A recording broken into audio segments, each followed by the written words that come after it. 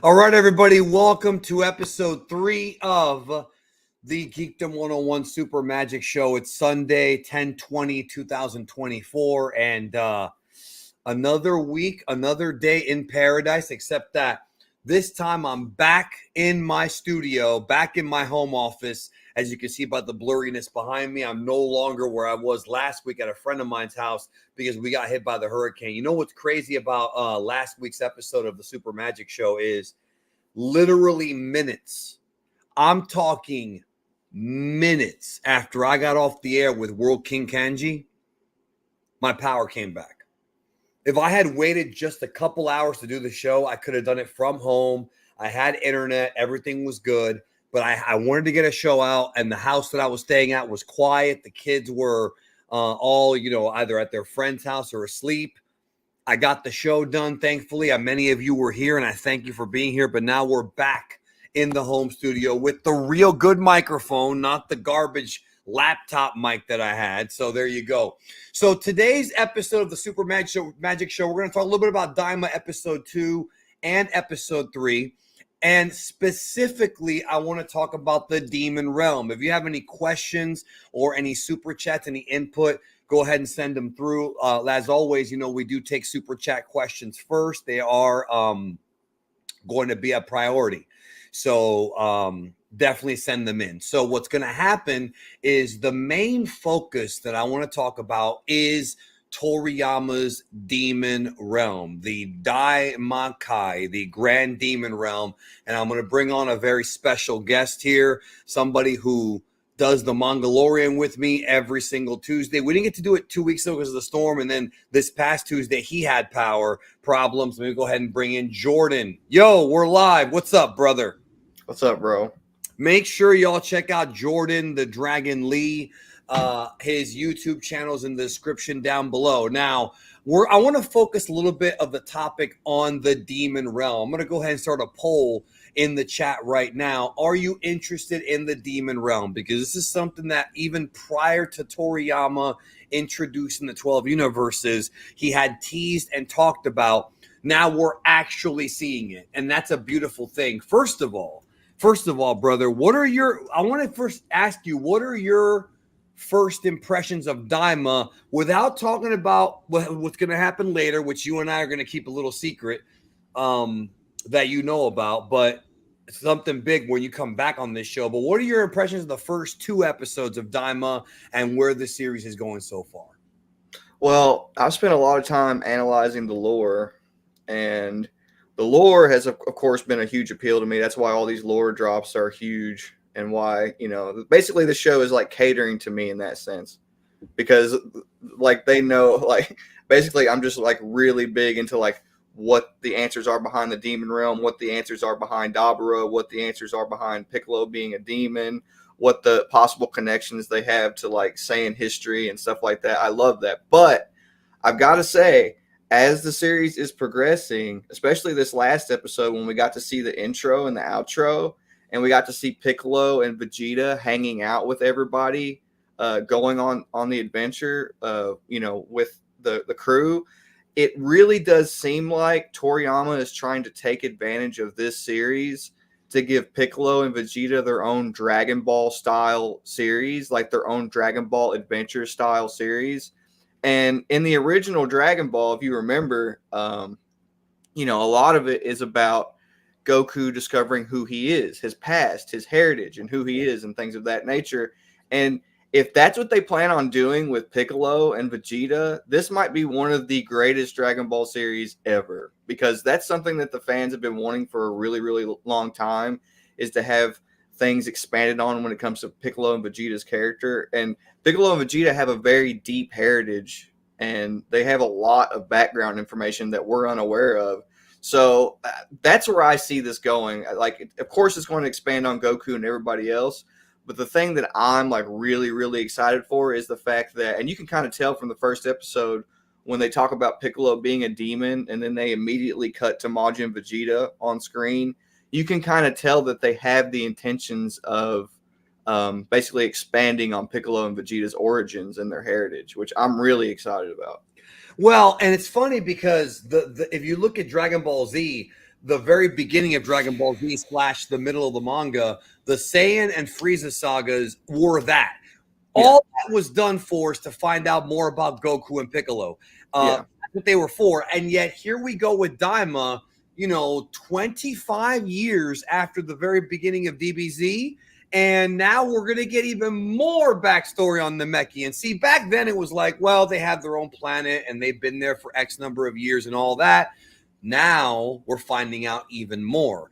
Now, what I was going to ask you about because the lore is a big, I guess a big selling point with Daima, but I want to also discuss what Toriyama himself said about the demon realm many years ago, prior to any of this stuff even being thought up. So let me go ahead. I'm going to open up a little slide right here, and I'm going to show you guys exactly what I'm talking about. Let me get this out. And Jordan, I'm going to show you. I mean, you've probably seen this in the past, but I'll show you. So this image right here is a translation that Herms did going back years. He may have done this in 2009, 2010.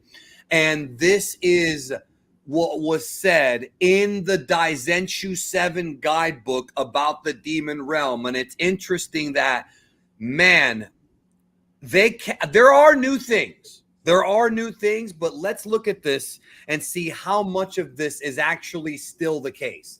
Demon realm, a world and a dimension on the other side of the universe, which is exactly what we saw in the first 2 episodes of Daima, which is the world where people exist. It's different from hell. It's a world confirmed to be in the living world, however, magic holds greater influence than science.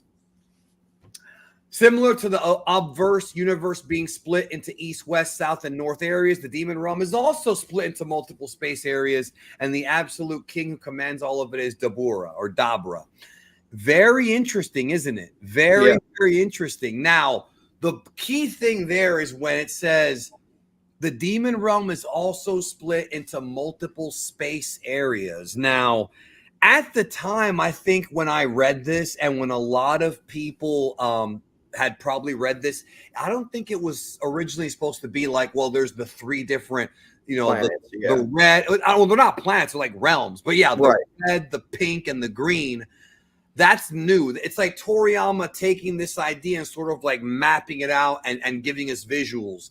But I mean, bro, it's still the case. It is still the case. I think this is stuff that Toriyama has been thinking about since the Buu saga, whenever Dabura and Buu and Babidi all showed up. Because the thing is like Toriyama doesn't just throw a character out there without having an idea of what their backstory is and who they are as a character. So I think all of this is just expanding on what his original ideas were in terms of like where exactly Dabura came from, what exactly the demon realm is, who exactly the Makaioshin are.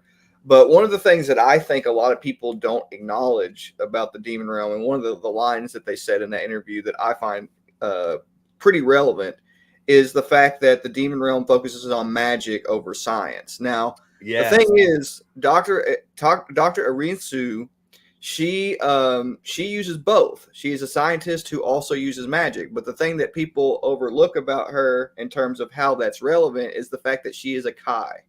Not only is she a Kai, but she is a Kai that Dabura was funding the research that she was doing for, which means that Dabura himself is directly involved with whatever experiments that Dr. Arinsu is involved in. And since she's a Kai, you can only assume that she is basically experimenting and creating beings, mortal beings, because that's the job of the Kai. Now, I think that the reason that the Kai in the mortal realm have the rules that they have about being hands-off when it comes to mortal development is because they are the opposite of the Makai in that way. The Makai are very hands-on about how they develop mortals and hands-on about how they go about creating mortals, whereas, just like Toriyama said there, the mortal universes focus more on science, and so they allow the universes to just develop themselves without any interaction from magic. And that's what separates the Makaioshin from the Kaioshin and their, techniques when it comes to mortal development, is the fact that the demon realm actually uses magic to create mortals, whereas the Kai just kind of create the setting for life to basically develop itself, right? Okay. So, Yes. I think that's very, very, very important. And I think in terms of like the difference between demons and kais, or demons and humans, and like all this cool stuff, basically what separates a demon from a mortal within that context is the fact that they have been subjected to the effects of magic. Well, I mean, you nailed it. And again, we have information here on the Geekdom 101 channel of things to come in the future for Daima, including some of the things that Dr. Orinsu actually creates. And these are characters that were in that video, and I'm not going to go into them. If you want to see a leak, a spoiler for things to come, check out the video. If not, that's okay. But clearly she is Toriyama's Daima equivalent of Toa. She is Toa. Without question, she's Toa. And I'm not saying she's going to become Toa. I'm saying that she's like Toriyama's version. Well, Toriyama created Toa too. So it's like, you know what I mean? Like he designed her. Yeah. Well, I mean, he was involved in her creation for sure. But I don't think he ever intended to use her in the actual lore. So she's like a stand-in for It's kind of like how Toriyama designed the original Broly, but didn't write for him until Dragon Ball Super Broly. It's the same idea. So I want to get to this super chat here. Connor with the $10 holla says, so hyped for Daima, glad to be back and seeing your show content every week. Is it possible that Piccolo had memories of the demon realm from Nail? Maybe on Namek it was common knowledge. Yes, in fact, my Easter egg video coming out tomorrow is going to go into that very thing. I thought it was maybe that they unlocked a memory from the nameless Namekian, but that's not the case. What is going on is that clearly, this is what I'm going to say in the video tomorrow. Nail was clearly given lots of information from Grand Elder, from Guru, from Saichoro. He is the oldest Namekian we've ever met outside of now Neba, right? He's the oldest one. So if anybody knows about the demon realm, that's the guy. And he probably told Nail all kinds of stories about the demon realm. And that, I think, makes the most sense. Demon King Piccolo, Kami, and the Piccolo that we know of now came way after the demon realm was, like, way after any of the Namekians were in the demon realm. And it's implied that Neba is the last one. Now, Jordan, I want to talk a little bit about the demon realm and how it ties into Journey to the West and how it ties into like Daima. Now, before I get there, I did want to address a quick thing. Somebody was asking, why doesn't Majin Buu have pointy ears? Majin Buu is not from the demon realm. At least he may have existed in the demon realm at one time, but remember what Toriyama said. Majin Buu has existed since the beginning of time immemorial, which means that he predates the demon realm. So, I mean, for all intents and purposes, Jordan, we may get a backstory someday, and we may get a backstory someday where maybe Majin Buu created the demon realm out of his anger, or maybe somebody who he knew created it. There's a lot of backstory that goes way, way, way back that we just don't know about. And unfortunately, with his passing, we don't know how many notes were left behind with those answers. So when Toriyama specifically was talking about time immemorial, what I always think of is basically pre-recorded history of Universe 7. Meaning, makes sense. Meaning that he existed prior to the circumstances existing that they could record the history of Universe 7, which makes perfect sense. Toriyama also talked about how Majin Buu. Now, listen, this is very, very, very important. Okay? Yeah, when Jordan says it's important, it's important. This is very, very, very important. Majin Buu is a Majin specifically because he absorbed all of the evil of mankind. A Majin is. Well, that's what happened to Demon King Piccolo also. Yeah. So a Majin, in some cases, of course, is from the demon realm. Like, that's mainly what they're using the term for, is being from the demon realm. But that is not always the case. So let me give you a hypothetical scenario. Let's just say that, Dr. Irinsu left the demon realm and she decided to use some magic on some mortals outside of the demon realm to help them develop into more powerful mortals as just an experimental thing. That does not, they could be Majin, but that doesn't mean they're from the demon realm. Okay, so it's more nuanced than just assuming that all the Majin are from the demon realm. Like it's Yeah. that's not, it goes way beyond that. And I want to step in with one quick thing, Jordan. The word Majin, wait a minute. Oh, I'm sorry. I'm looking at the stream. I was on the wrong screen, bro. I thought you were still talking. I didn't mean to interrupt you. I was gonna say the word Majin is very slippery because when you think of the word, you think of Buu. But now Daima, well, everyone in the demon realm's a Majin to a degree. But also, if you go back to Sleeping Princess and Devil's Castle, the context of the Majin is a devil. So like, or evil. So like, this is one of those things, guys, that it's one of those translation things where I'm sure most of the people in the chat probably grew up on the dub. And even if you didn't grow up on the dub, you have to understand that the Japanese language sometimes is difficult to transliterate, and we're doing the best that we can. I mean, Miss Dara Fusion's talked about this. Herms has talked about this. I've talked about it, and so has Jordan. These are just things that are tricky. But Jordan, I apologize. Continue. No, it's fine. So my personal theory is that Majin Buu is Majin Buu not only due to the fact that he absorbed evil from mankind, but also the fact that he was also exposed to magic.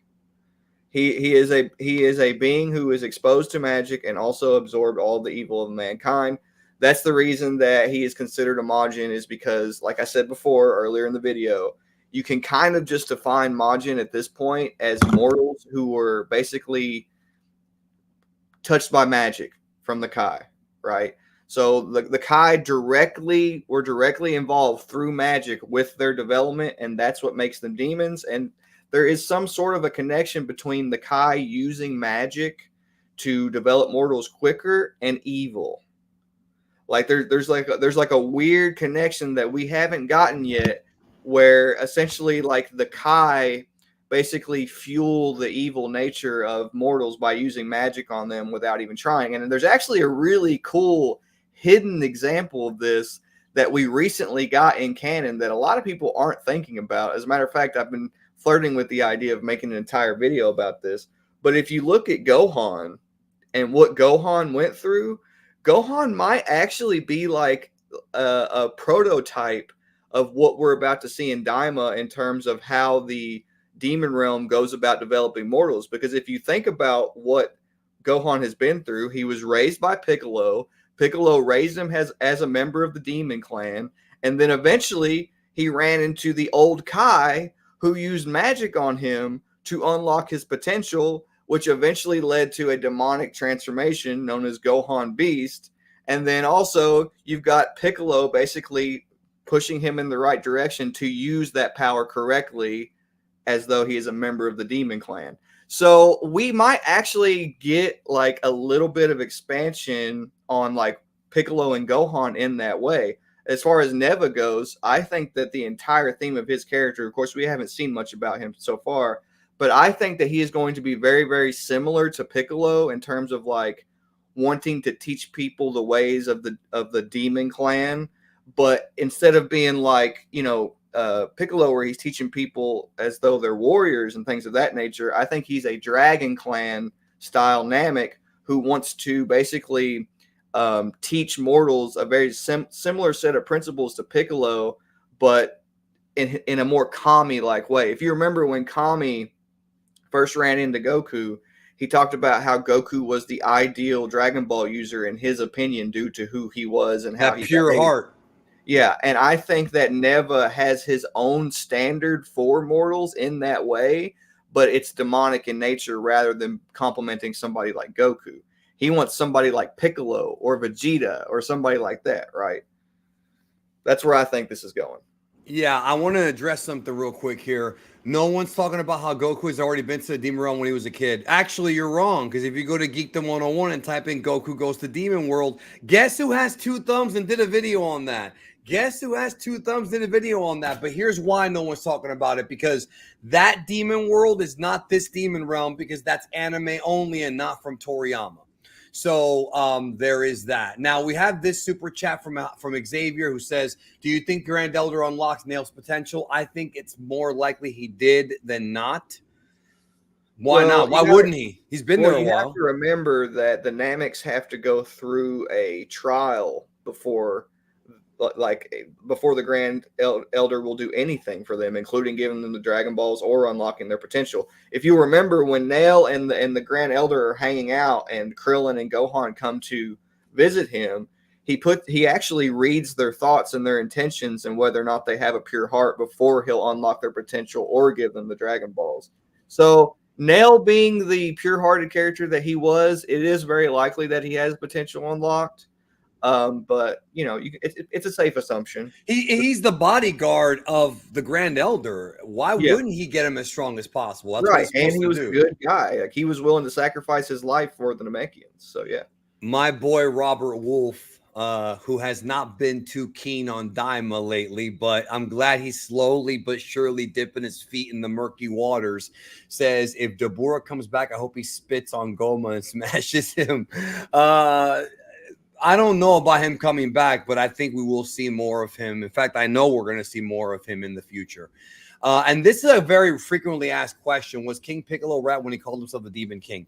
King Piccolo proclaimed himself the Demon King. He was never the Demon King of the Demon Realm. He proclaimed himself the Demon King.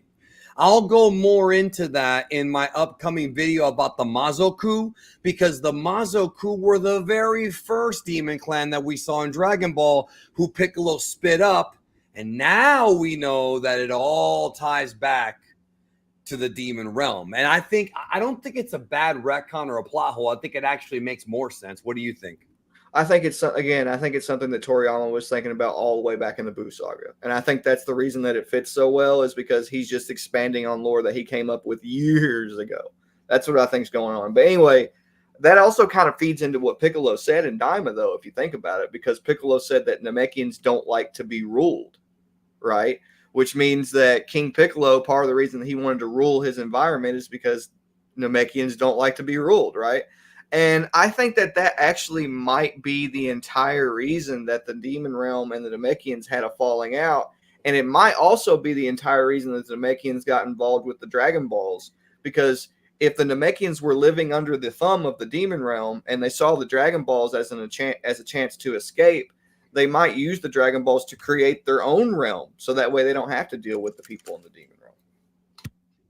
Yes, there we go. Sorry about that. My mic was being weird. I want to go through this quick question because I'm going to answer it rapid fire. Can you give us some leaks about what you know about the Janemba lookalike? Any information I have about any of that, I've already done a video on. Go watch. You haven't watched all of my leak videos. If you have questions about the leaks, I have done like 3-4 videos and streams on all the leaks. Go check them out. And then you'll know. You wouldn't be asking that question if you saw all the videos, bro. Now, Maku Sanzeto says, we saw Devilman before Daimao, wasn't it? Devilman, this is going to sound weird. Devilman is not a demon. Devilman, Akuman is not from the demon realm. This is why this is confusing for some people because, and this is not, I'm not blaming the Dragon Ball fans for this, nor am I blaming even Toriyama. It's a cultural thing. A lot of people associate the word demon with demonic, and thus you think of the Judeo-Christian definition of what the demon realm is, which is why so many people thought the demon realm was hell. And that's not the same thing. It's not like the Judeo-Christian idea of the demon realm. The demon realm is a place Toriyama created that's sort of like the home of the Yonkai in a way. It's much more of an Eastern religion perspective of a demon as opposed to the Judeo-Christian perspective. So I think the more you study Journey to the West, which is why Jordan's here, the more you'll pick up on some of that stuff, which I'm going to get to some of that in a minute with you. Okay.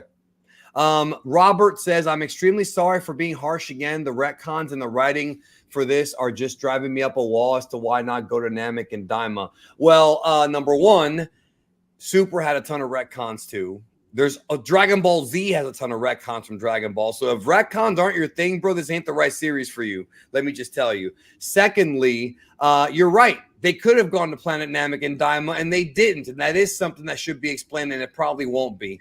Because there's a lot of times where they could explain this. I mean, they kidnapped Dende, too. Yeah, well, they have to go get Dende for sure. But in the Yeah, that's meantime, what they I'm could have saying. gone. Like Yeah. Goku, the thing is like, okay, I think people have a weird perception of Dragon Ball characters that they're like logical characters, and they're not. They're not logical characters at all. They are very, very like in the Especially not the moment. Saiyans. Well, the thing is like because Goku's a Saiyan and he has like a particular effect on the people around him, people become more aloof as they hang out with him and less logical. Ten Shinhan is a great example of that. The fact that he was that Ten Shinhan was just as willing to let the androids live as Goku says a lot. So was everybody else. The fact that he wanted to let Goku finish his fight with Piccolo Jr., despite the fact that Piccolo Jr. was very, very dangerous, should tell you a lot. The thing is like the illogical decisions that Goku makes as a character are due to the fact that he's trying to practice martial arts, and martial arts is not logical in nature. Letting your opponent get stronger so you can improve yourself is not logical in nature. Like it's not, if we're going by logic here, Raditz is one of the most logical characters because he's just he's getting ahead of himself and wiping out any species that could possibly rise up and endanger him in the future. So he's cutting the weeds before they grow. You know what I mean? So like, if you want to go by logic, can in a lot of cases lead to horrible decisions and evil.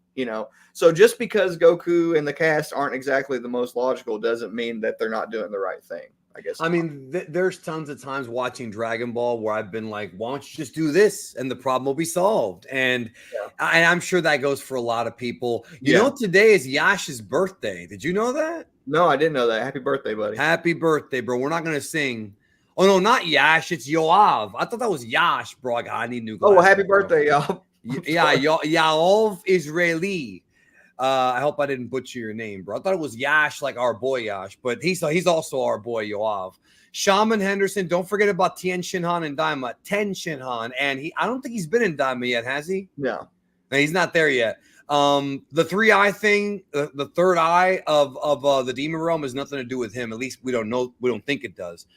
Felipe says, I don't know where these people get the idea they're going to have a Janemba. He's from hell, not Makai. There is a design in Dragon Ball Daima that slightly resembles Janemba. That's all I'm going to say. I'm not going to leak anything else. I've done videos on it. Go watch the videos. If you really want to know, the content is here on the channel. I'm not going to go on it. He's just Buu 2.0. I mean, he's like a movie version of Buu, but the point is, it's not about it being Janemba in Daima. It's a character that looks like Janemba. That's all. Yeah, you know what I mean? But to sort of answer this person's question, think about what Janemba is. He is the collective evil from reincarnated beings infecting a demon in a magical way. Like, it's very, very obvious. Like, the theme here when it comes to Majin Buu, Janemba, everybody is very, very similar. And if you think about it for a few seconds, you can kind of get an idea of why beings like that exist even in Daima. It's due to the fact that the demon realm uses magic and they infect people's hearts with evil and magic, and that's where all these beings come from. Jordan, you want to take this one? Sure. Yes. It is a sequel to the Buu saga. I mean, I don't know how many times I've answered it, but thank you. I appreciate that. I'm just weird. It's just weird you're asking us this now, 2 episodes in. You know what I mean? Like, I understand asking that question a month ago or even a couple weeks ago, but we're 2 episodes in, unless you haven't watched those episodes yet, in which case go watch them. Come back to our stream when you get done. So I want to talk to you a little bit about the Journey to the West version of the demon realm or the demons. You and I have a series every Tuesday. Well, not recently because of acts of God that we haven't been able to control, but we have a series where we go back and read the original manga here on YouTube on the Geekdom 101 channel, and we talk about like a lot about Journey to the West. Now, you sent me an image of Goku with the stick in Dragon Ball saying, "Away, demon." And that was sort of like a little teaser of what you wanted to go into here. And that is, can you explain not only, and the reason why some of this stuff, maybe some of you guys may already know is because we've talked about some of it in the Mongolian, but not all of it. The demon realm in Journey to the West, Toriyama, what he borrowed from it, and what Sun Wukong's connection is to the demon realm compared to Son Goku from Dragon Ball. Right. So in Dragon Ball, when Goku is first introduced, we'll get to your super chats after he gets done. When Goku is first introduced, he mistakes Bulma and her car for yokai or demons in a more simplistic manner. He mistakes them for demons. And that should give you an idea of how Goku was raised by Grandpa Gohan and how he was characterized prior to anything you saw from him as a martial artist. And I think that that's very, very important because that's an aspect of Goku's character that people just straight up ignore, mainly because most people haven't read the original Dragon Ball, which is just absolutely horrible.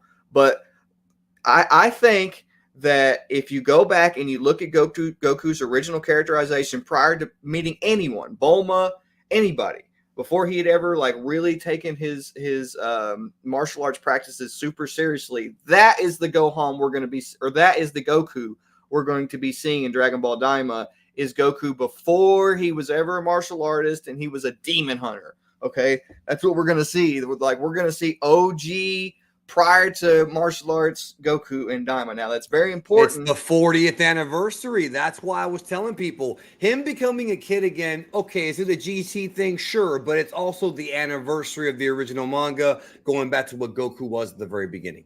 That's right. And so Journey to the West is about Sun Wukong, of course, and Sun Wukong himself was a demon who hunted demons.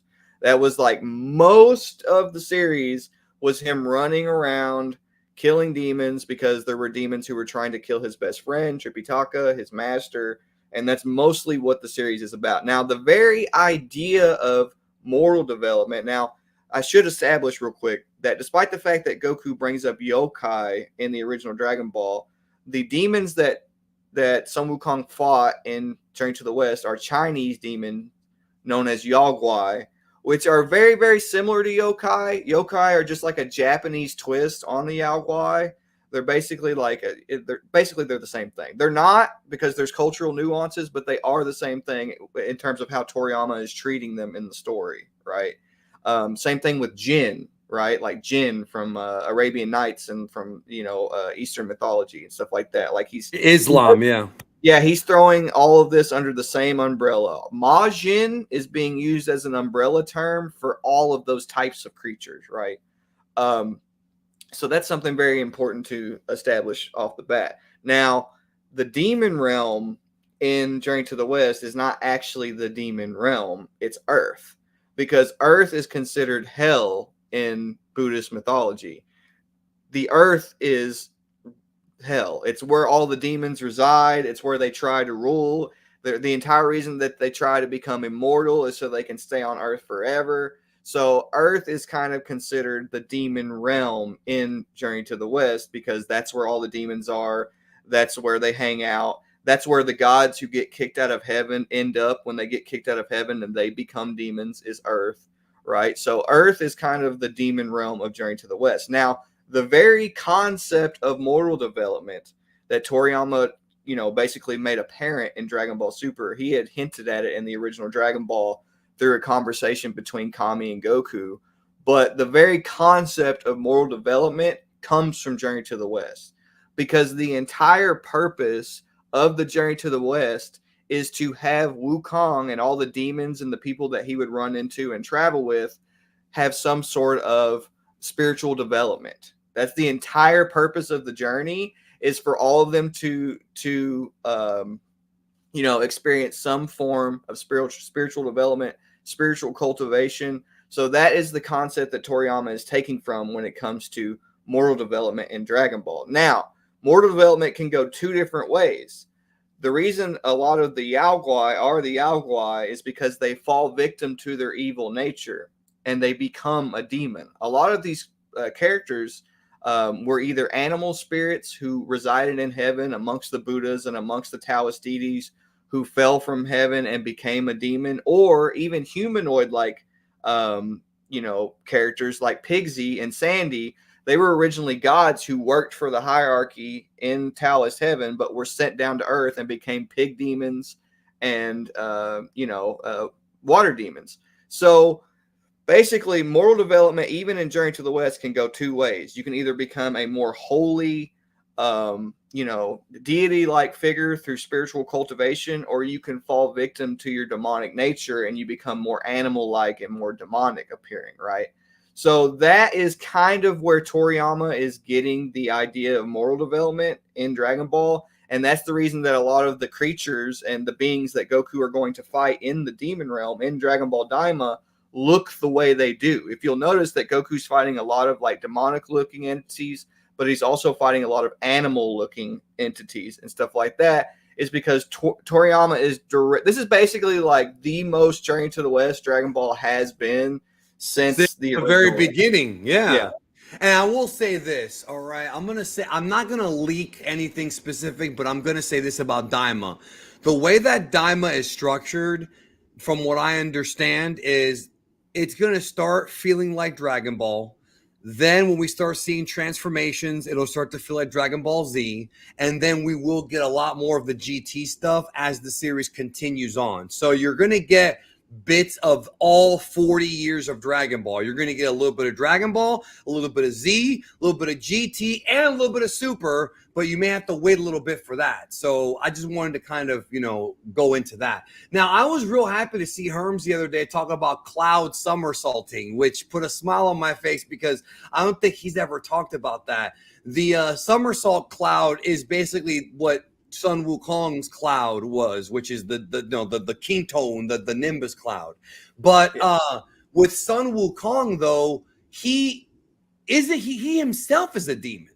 So it's a demon fighting, sort of, but a demon god fighting other demons. Oh, don't forget to leave a like if you're stopping by. So this is an important distinction that I should make. So in most cases, Yaoguai and yokai are created due to a mass amount of yin energy, which is basically like dark energy, right?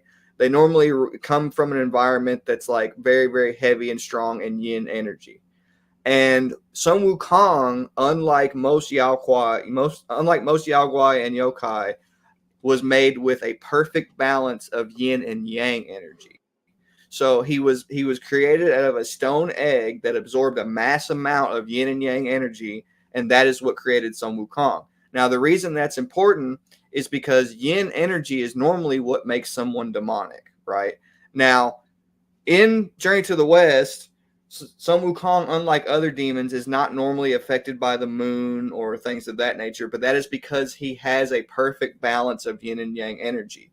The demons who are mostly yin-based, if they are subjected to the effects of the moon, they become more demonic and they become more angry and evil and just, their demonic nature essentially comes out. Now, what makes Sun Wukong special is the fact that he has the potential to develop into a Buddha, unlike the Yaoguai, right? Because he was born with the perfect balance of yin and yang energy. Sometimes when he gives into his evil nature, his demonic nature, because he has a dual nature, he becomes a demon, right? He can become one. He is a demon, and they say this in chapter 5. He is a monkey demon, but he is only a monkey demon when he gives into his demonic evil nature, which normally stems from his survival instincts' effect on his conscious thoughts. So anytime he starts freaking out about the fact that he's going to die, which is part of the reason that he wants immortality, or anytime that he gets angry over seeing his friends get hurt or anything like that, he becomes more demonic because he gives into his demonic nature.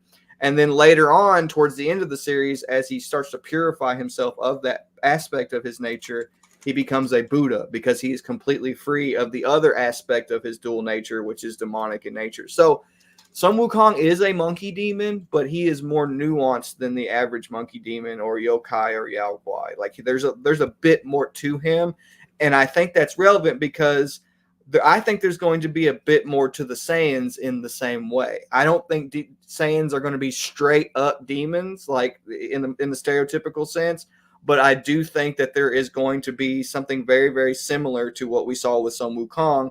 I think he's going to be a combination of I think the Saiyans in their own way are going to be a combination of yin and yang energy in the form of having some sort of involvement from the Makaioshin and the Kaioshin in their development. I think the Kaioshin had part in the development of the Saiyans, but I also think the Makaioshin had a part in the development of the Saiyans. And I was just saying I want to go more into that with you. Yeah. Go ahead. Let me. I'm gonna get some of these super chats out of the way. Then I want to go more into that Saiyan demonic connection because that's something that we should discuss. Gogo says, do you think that Glorio is manipulating Team Universe 7 into assisting him into becoming their Demon King or the Demon King? I certainly said in my review that Glorio seems a bit suspicious. It could be a swerve or it could be a double swerve. Maybe we're supposed to think he's suspicious, but he's actually a good guy. I don't know because there's a lot of things about Daima's finale that I do not have answers to as of right now. So, and I'm not going to go into everything that I know and don't know, but that's one that I've been wondering about myself. Jordan, gun to the head, bro. Can Glorio be trusted? Yes or no? Yes, I think, well, hold on. I think right now there's danger that he can't be trusted, but I think the entire purpose of Glorio's character is for him to go through a very, very similar character arc to Vegeta and Piccolo, where he kind of starts off like, well, he's like Han Solo. Remember, he's Han Solo. And what was Han Solo in the first Star Wars movie? Hot shot, don't want to get involved with the Empire, don't want to get involved with the rebellion. And then by the end of the trilogy, he's a general helping out on Endor. So that could be Glorio's arc. I mean, he looks like Han Solo. Toriyama loves Star Wars. That could be his arc right there. I'd say it probably is his arc. Like, that's very, very likely. Oh, I have to make an announcement, too, that I almost forgot about. First of all, thank you, Go, for your question. Shaman Henderson. Oh, I already answered that because I got him out of order, so I apologize for that. We've answered pretty much all the ones you've seen so far. Yeah, I went out of order on accident. Go says, I respect how knowledgeable you guys are. Well, thank you so much for the kind words. I want to talk about the whole Saiyans becoming... the whole Saiyans being from like their tie into the demons. What I wanted to first of all say, and I didn't say this before, but I'm going to say it now. I have this new idea where, and this is obviously something that it's an idea I forgot to announce in the first episode, but I'll announce it here of the Super Magic Show. If you submit a super chat for $100, now that's a lot of money. And there's only been a few times I've gotten a donation like that. So I'm not asking for a donation right now, but I'm telling you this. If somebody has a question and if they super chat $100, if it's a good question, I'll make it into its own video. So we're just letting you know that if you want to do that, I will do that for you as a bonus, just because if it's a good question and I look at it and I say, hey, that could be a good video, I could make it into a whole video with your name in the video and as a co-producer and everything. But if not, just ask me the question in here with a regular super chat. I just wanted to make that an option so that people, if they want to go above and beyond, they can. Okay, let me get into this whole Saiyan Demon Realm thing. You have a video on your channel about this. A lot of folks have thought, first of all, the Saiyans can't be from the demon realm because they don't have the pointy ears. That was established in the first episode. However, people have theorized that the Great Ape transformation itself may be a curse or some kind of demonic, not a demonic possession, but like a demonic curse. What are your thoughts on that sort of tie-in about how maybe the Saiyans have some kind of relation to the Makai realm? There's a few ways they can go about this. Number one, the Saiyans are from the demon realm, but they came from the demon realm as great apes. Okay. Yeah, that could be. That could be. And then evolved in the mortal realm into what we see now as modern Saiyans, which is why they don't have the pointy ears anymore, because despite the fact that they came from the demon realm, they were raised in the mortal realm and developed in the mortal realm in the same way that the Kai develop their morals. Or just like how the Universe 6 Saiyans have evolved past having tails. Maybe That's right. the Universe 6 Saiyans are evolutionarily beyond the Universe 7 Saiyans, so it could have been Great Apes was their actual core form. Then the Saiyans that we see in Dragon Ball Z, which is the ones that can look at the moon and become Great Apes, then they eventually would evolve through thousands and millions of years into what Universe 6 is. That would be a pretty cool little way to take like evolutionary theory and put it into Dragon Ball. It would be so funny because it would go back to Journey to the West. Well, not just that, but like Goma's like, there's no way they can be from the demon realm. They don't have pointy ears. And then they're like, why are they so powerful? This doesn't make any sense. How crazy is this? You know what I mean? And it turns out they're just demons in disguise the whole time. That would be hilarious to me. You know, like Dabra coming back and fight. It would recontextualize so many events in the series. Like Dabra coming back and fighting Gohan. Like that completely changes the context of that scene. And to your point, if Gohan is the result of a hybrid Saiyan human with, of course, the demon realm blood. This is a theory, not a spoiler. This is a possibility. I'm not saying I think it's going to happen. That does sort of make that fight a bit more poetic because you've got the king of the demon realm facing off against what essentially is a mixed hybrid evolved demon. That's some deep shit. And the thing that irritates me the most, and I think that the one thing that you and I have in common more than anything when it comes to this content and Dragon Ball is when people say shit like Toriyama's not that smart, or when they say that it's not that deep. You literally when somebody says Dragon Ball is not that deep, the first thing that pops in my head is you're a dumbass. But the second thing that pops in my head is maybe you're not a dumbass, you're just not educated. You can watch Dragon Ball Z for the fights and for the action and for the story and all that shit. That's all cool, and there's nothing wrong with that. But to say that Toriyama didn't put thought into it is so ridiculous to think. Yeah. I mean, the guy, is he a perfect writer? No. Are there contradictions? Yes. Of course there are. He's human. He was human. Rest in peace. But to say that there's not, and when I bring Derek onto this show, we'll go even more into this. To say that he doesn't think about things, he definitely thinks. Do we agree with all his decisions? Of course not. But whatever. Like, there's thought put into this. Well, he's a fanboy of everything that he includes in Dragon Ball, which means that the thing is like the thing that people tend to ignore about Toriyama, the reason they like to recontextualize it as to him being deep or whatever, it's actually really not that deep. He's just a fanboy. Like he just like if he likes something. Yeah, but Jordan, what I mean is when you and I make a point and we get the "it's not that deep" response, which is such bullshit. I understand what you're saying. I'm just saying we're the dumbasses. Yeah, I'm just trying to level with these people and basically give them like an understanding that maybe, or an answer that maybe they can understand and wrap their head around. Because Toriyama is very self-deprecating.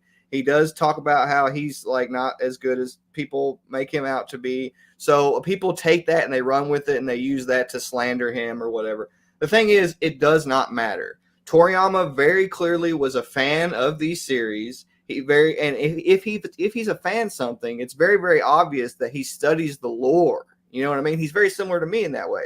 Like he's really, really into lore. Like he likes if he's a fanboy of a series or a piece of media or something like that, you can tell just by how he writes Dragon Ball that he does a deep dive into whatever he likes in terms of like entertainment. And he's actually even talked about this in interviews. One of my favorite interviews from Toriyama is him basically saying that if you want your media to be successful, you've got to study what makes other media successful. So,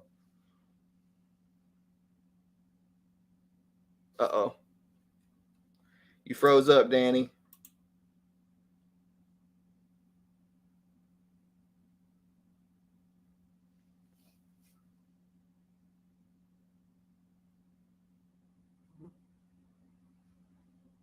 But anyway, guys, take Toriyama more seriously for sure, because like he is a great storyteller. His knowledge of Journey to the West is like very, very, very underrated. Derek Padula, he talked about this on his website at great lengths about how whenever his wife had suggested that he did a series based in Chinese mythology about how he basically, with his wife's permission, went to China and India and did all kinds of like studying on, Eastern mythology. So like to say that he doesn't take this stuff seriously or that he didn't do his research is to ignore actual facts, because the actual fact is that Toriyama has openly talked about how he went to China and India to do research for this. So anyway, while Danny's gone, if you guys have any questions that are not super chats, I will try to answer some of them. So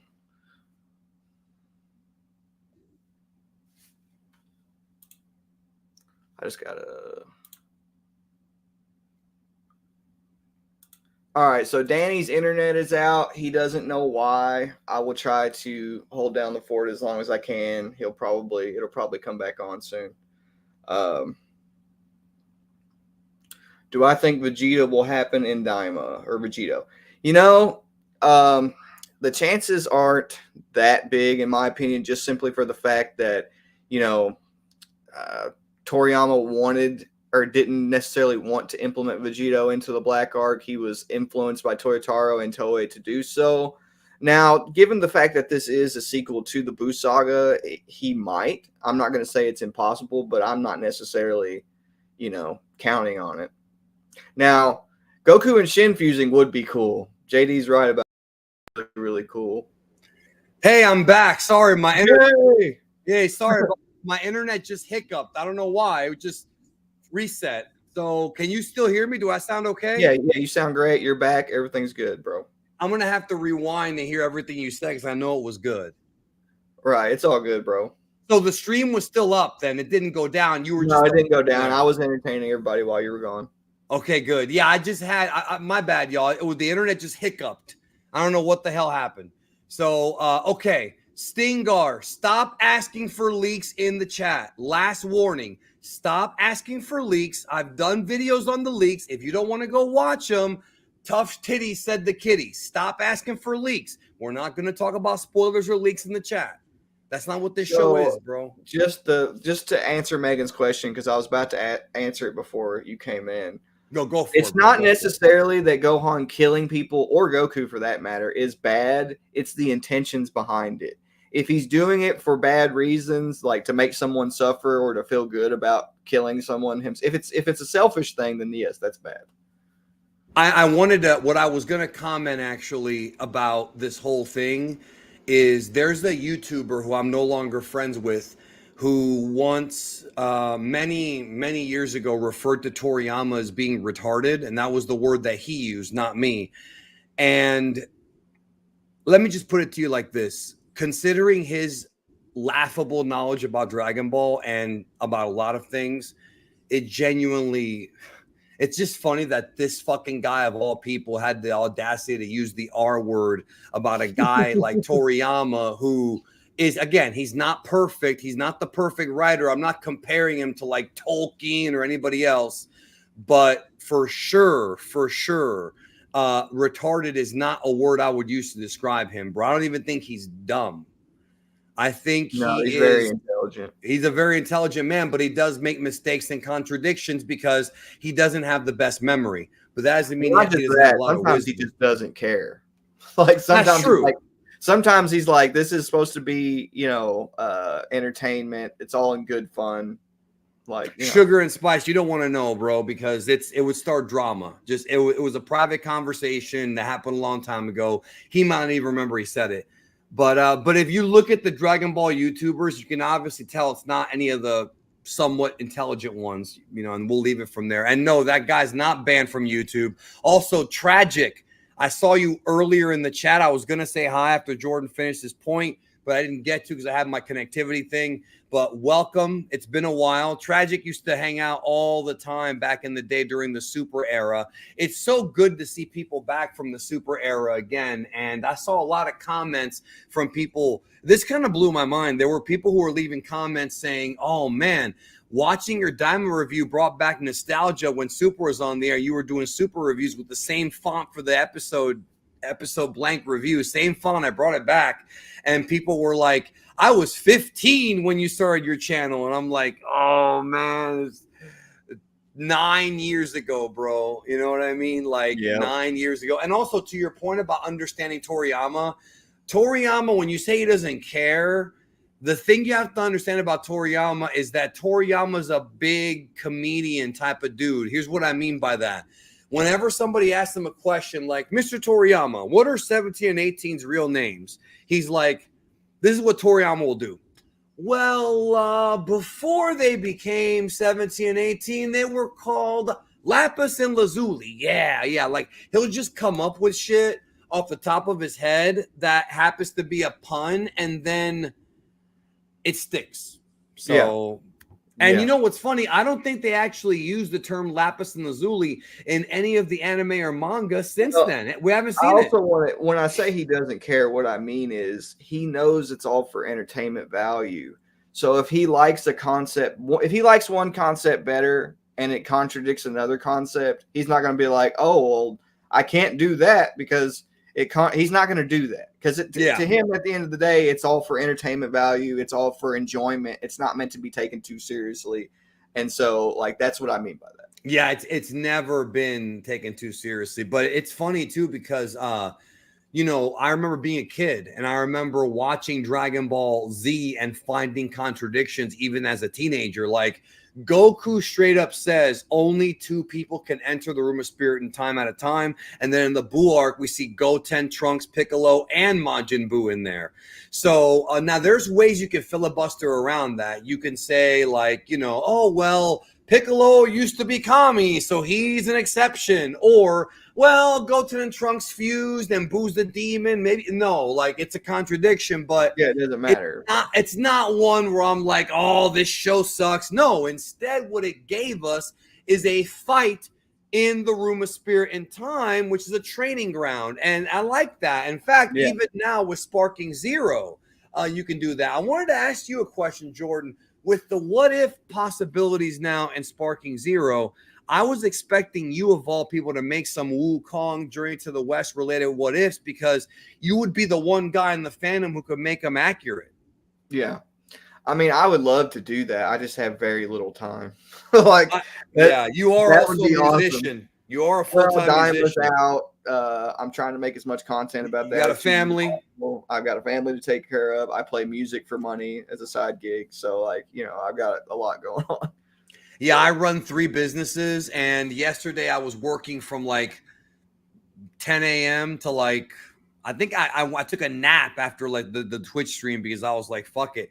But I had been doing the video that is coming out tomorrow, which is the Easter eggs video. Make sure you check out the Easter eggs video tomorrow because we're going to go into a lot of the Namekian history. I'm very excited about the Namekian history and the demonic history as well. Let me get this super chat from Tanner. I just want to say how I appreciate the content and Dragon Ball Twitch stream. You're the GOAT. Also, I may be young as fuck, but still started OG Dragon Ball, not Z. It's better. LOL. Well, no matter how young you are, it doesn't matter because I started watching Dragon Ball when I was young. And I'm sure most people who watch it now got into it when they were either a teenager or right before. So the youth is not that important. And also a lot of people who are young are smart. So, it doesn't mean that you're not smart. It's just that the older you are, the more life experience you have. And that's something that you cannot learn. You can't learn life experience. So speaking of music, your thoughts, now that we have it, on Jakan-Jan, the opening theme, the Daima, and the closing theme and the animations. We got our first look a couple days ago with episode 2. What do you think compared to the other Dragon Ball themes we've gotten throughout the years as a musician and as a fan? I really like it. The producer did a great job. The quality of the sound is awesome. Here recently, I've been getting more into like synth-based music in terms of like my own music production. So hearing that for hearing synth-based music for the opening was awesome. It's a great. Now the overall soundtrack for Daima I think is awesome. Even the opening's great, but I just look like the there's one point in it's got a whole different vibe. there's one point in the last episode of Daima where they're all talking about where Shin is talking about how he knows. Basically, he's like thinking about the fact that the demon realm is involved, and he's basically trying to figure out what his plan is, what his next move is. Like right before he gets Bulma to go get his spaceship, there's a scene where he's like standing there, like contemplating what he's going to do, and they just have this really eerie organ playing the same note for like a minute straight. And I was like, the thing is, it reminded me so much of how they used to handle the music in original Dragon Ball. It wasn't like a single track that's played. It's not a pre-recorded track like you get a lot of times in Super, where it's like a pre-recorded track that they just play for different moments. There's it's more like a play. How like in a play they'll have people like play music for like certain scenes and stuff like a that. film, like a film. Yeah. That to me, that puts Daima like over the top. Like, and that's something whenever you were watching Daima on Twitch, I was marking out over the directing. Yes, you were. Soundtrack. So was I.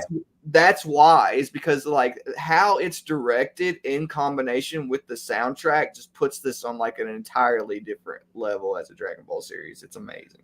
Steve Rogers, first of all, salute to you, Cap.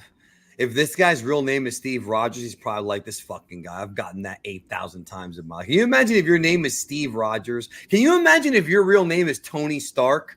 Hi, I'm Anthony Stark. Oh, Tony Stark. Hey, are you an Iron Man? And the guy and the real guy. Stark, so that'd be dope. Like I'm saying, but if that was your real name, hey, are you an Iron Man? And the guy's like, I've been hearing this shit since I was a kid. Like if you have one of those kind of names. But he says, why did they go with a Western musician for Daima? He recycled the song. He did. And it's as simple as 2 words. They liked it.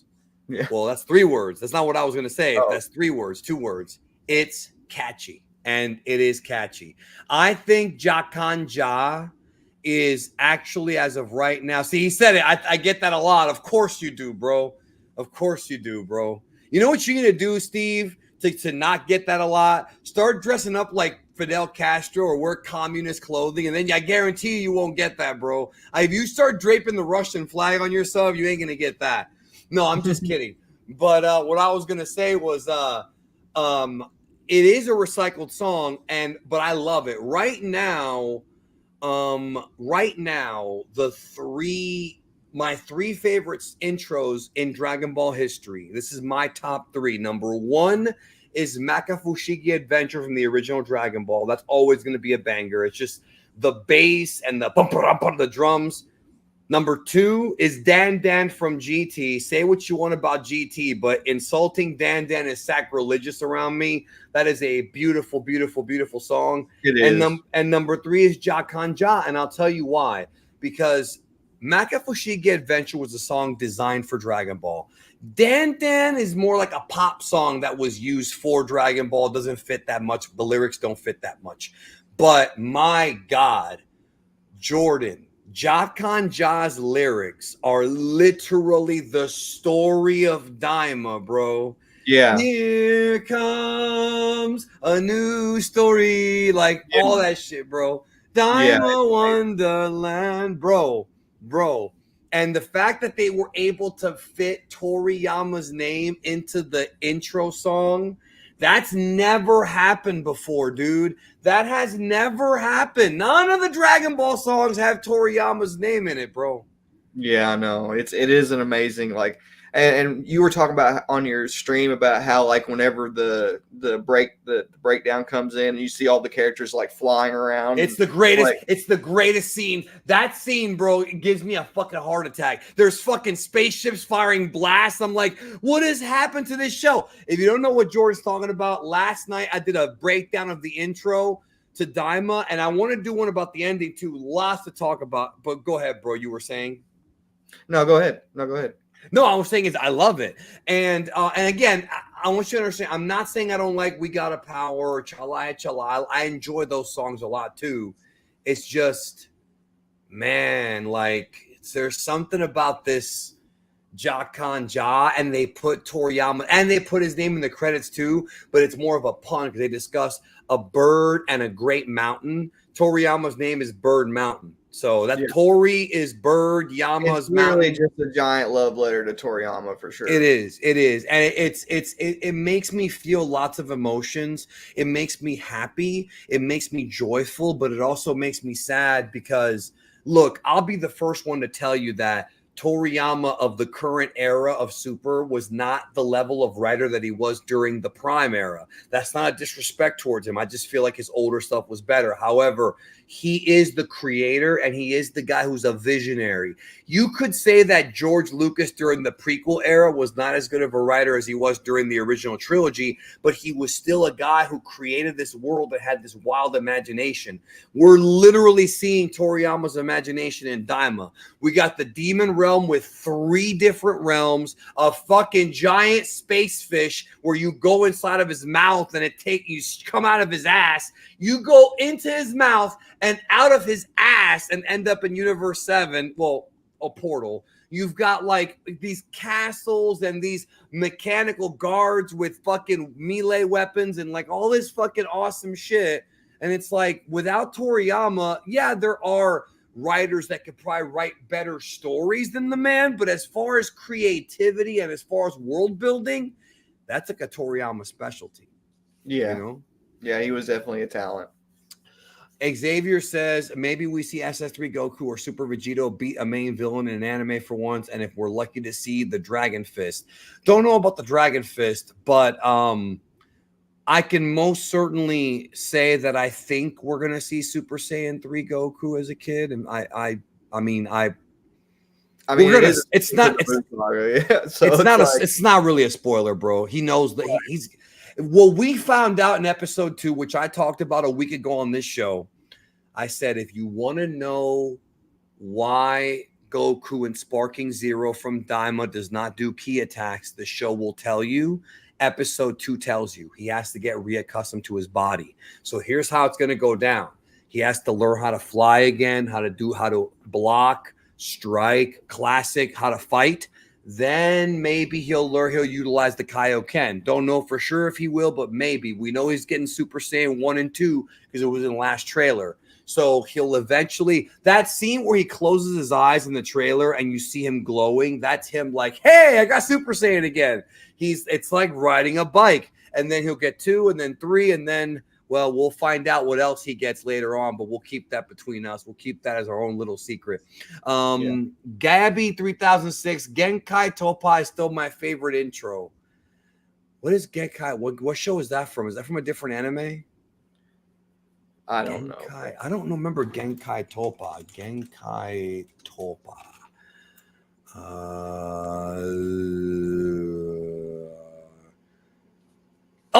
Limit Break X Survivor. I never called it that. I always called it Limit Break X Survivor. Yeah. No, I know what you mean now. Yeah, Limit Break X Survivor. That's dun dun dun dun dun dun dun dun. That one. The guitar version of that is my ringtone on my phone. That's interesting. Well, the thing about Limit Break X Survivor too is that it fit for the Tournament of Power so well. Like that was kind of tailor made for the Tournament of Power too. Yeah, it's definitely hype, and you hear it in Sparking Zero. And freaking Xavier told me that if you buy the anime music pack, you get Dragon Ball Z music in Sparking Zero. And I'm like, I already spent $110 on this game. Now I gotta buy but I want to because I love that music so much. So Cogger 123 says, do you think the Grand Priest mention of Universe 7 being special is due to the link to the Demon Realm? I assume not every universe has a Demon Realm link. It could be. It certainly could be. However, I don't know that for certain, because if that's the case, it would be yet another retcon, because even though Toriyama certainly had the Demon Realm in mind back in the day during the original manga when he had Dabura, the Demon King, introduced, Super came out before Daima. When Super was coming out, there was absolutely it wasn't like when Toriyama was writing the manuscript for Super, he was like, later on I'm going to do a show called Daima. That's not how it works, bro. Daima was probably brought to him by Akio when Shueisha decided not to continue the Super anime at the time. And he's like, well, we got to have something. And then Toriyama and him collaborated on Daima, which is why I tell people, that are still whining about no Moro, I'm like, you either get Daima or you get nothing. It wasn't like Daima's replacing Super. Shueisha already said no more Super for now. That's what they said. That's their call. We talked about this last November. Daima is Akio saying, you know what? I'm going to give you something else. And the cherry on top is 2-year production buildup, better animators, and better production overall. The show is produced and so much better than Super. The thing people want to ignore about that is the fact that Yoku might actually low-key be giving them time to develop a good product rather than what we got before in terms of like animation quality and things like that. So, you know, Super had a lot of problems. You don't have to be a genius to figure that out. But the good news is that I think, should the day come when Super comes back and we continue from the Broly or Moro arcs and on, it's probably going to look like Daima. I fucking hope. Fucking hope. Look at this. Daima's starting to look like GT. I'm kind of worried. I don't think it looks anything like GT. No. But it's just funny how he's saying this a year after everybody was saying it. So late slip. Aesthetically, I don't think it looks anything like GT. Except for the kids shit. I agree. Yeah. I don't think. Well, even Kid Goku doesn't look anything like. Daima. That's true. He does look different. Yeah, and Daima Goku's Goku Mini. So what I mean by that is that, now don't get me wrong, it is like GT. But what I find, it's the same thing whenever people like compare Broly to Super Saiyan 4, despite the fact that like Super Saiyan 4, even though the same thing. Hold on. Even though Super Saiyan 4 is based on the original concept of Super Saiyan, and Broly is supposed to be themed around Super Saiyan, instead of thinking about Super Saiyan, the thing that came first, people have this weird cognitive habit of thinking of Super Saiyan 4, which makes no sense. But people have this same issue with GT. The reason GT was the way it was aesthetically and the way it told its story at first is because it was trying to pay homage to the original Dragon Ball. It's not, don't get me wrong. That is true. I'm not saying that Toriyama is not trying to like homage or pay reference to GT or anything like that. I'm just saying that the motivation behind that originally was trying to make a series like Dragon Ball. So you should actually be thinking about it being like Dragon Ball over GT, because that's really what's going on. And like we said earlier, Daima's going to be a lot of Dragon Ball, a lot of Z. And buddy, if you think it's GT now, wait till February, and we'll leave it at that, bro. You're gonna wait till February, bro. That's when in February I might actually. I'm thinking about designing a hat that says GT 2.0 with the Daima but I'm not gonna do GT 2. I'm gonna call it GT 2.5 because it's not 2.0, it's 2.5 because it's. I think Daima will. I could be wrong. I think Daima will be better than GT, like Dragon Ball Super Broly was better than the old Broly movie. It's the same thing. Same idea. Just by extension of it being a Toriyama product, it will be better than GT because none of the lore in GT came from Toriyama. It's all the Toei brand trying to create their own lore and not necessarily doing a great job. Kozo Morishita. Yep. Yeah. Yep. N. Simmons 211, with Gohan possibly being held until the end, how would y'all feel about him finally fusing with Goku? It feels like this is the perfect opportunity. I wouldn't be against that. That's something that I thought. Remember, if we go back to the TOP, there was that one closing animation that showed Goku and Gohan next to each other. I did a whole last video where I was like, is this a clue that Gohan and Goku are going to be the last two? And my theory, which did not come true, but I think may have been a better ending, is Goku and Jiren eliminate each other like Royal Rumble 94, and it's down to Gohan and Toppo, and Gohan beats Toppo for Universe 7.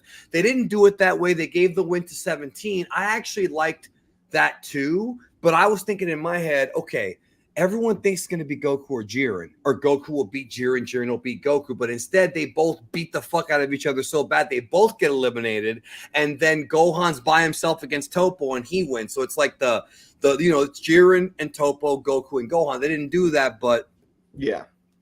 So I'm not against it. One thing I will tell you is don't expect Gogeta, because Vegeta does not learn the fusion pose in the continuity until the Broly movie, which is set years after this. However, a kid Vegito is possible because Supreme Kai's going down there with the Poltara.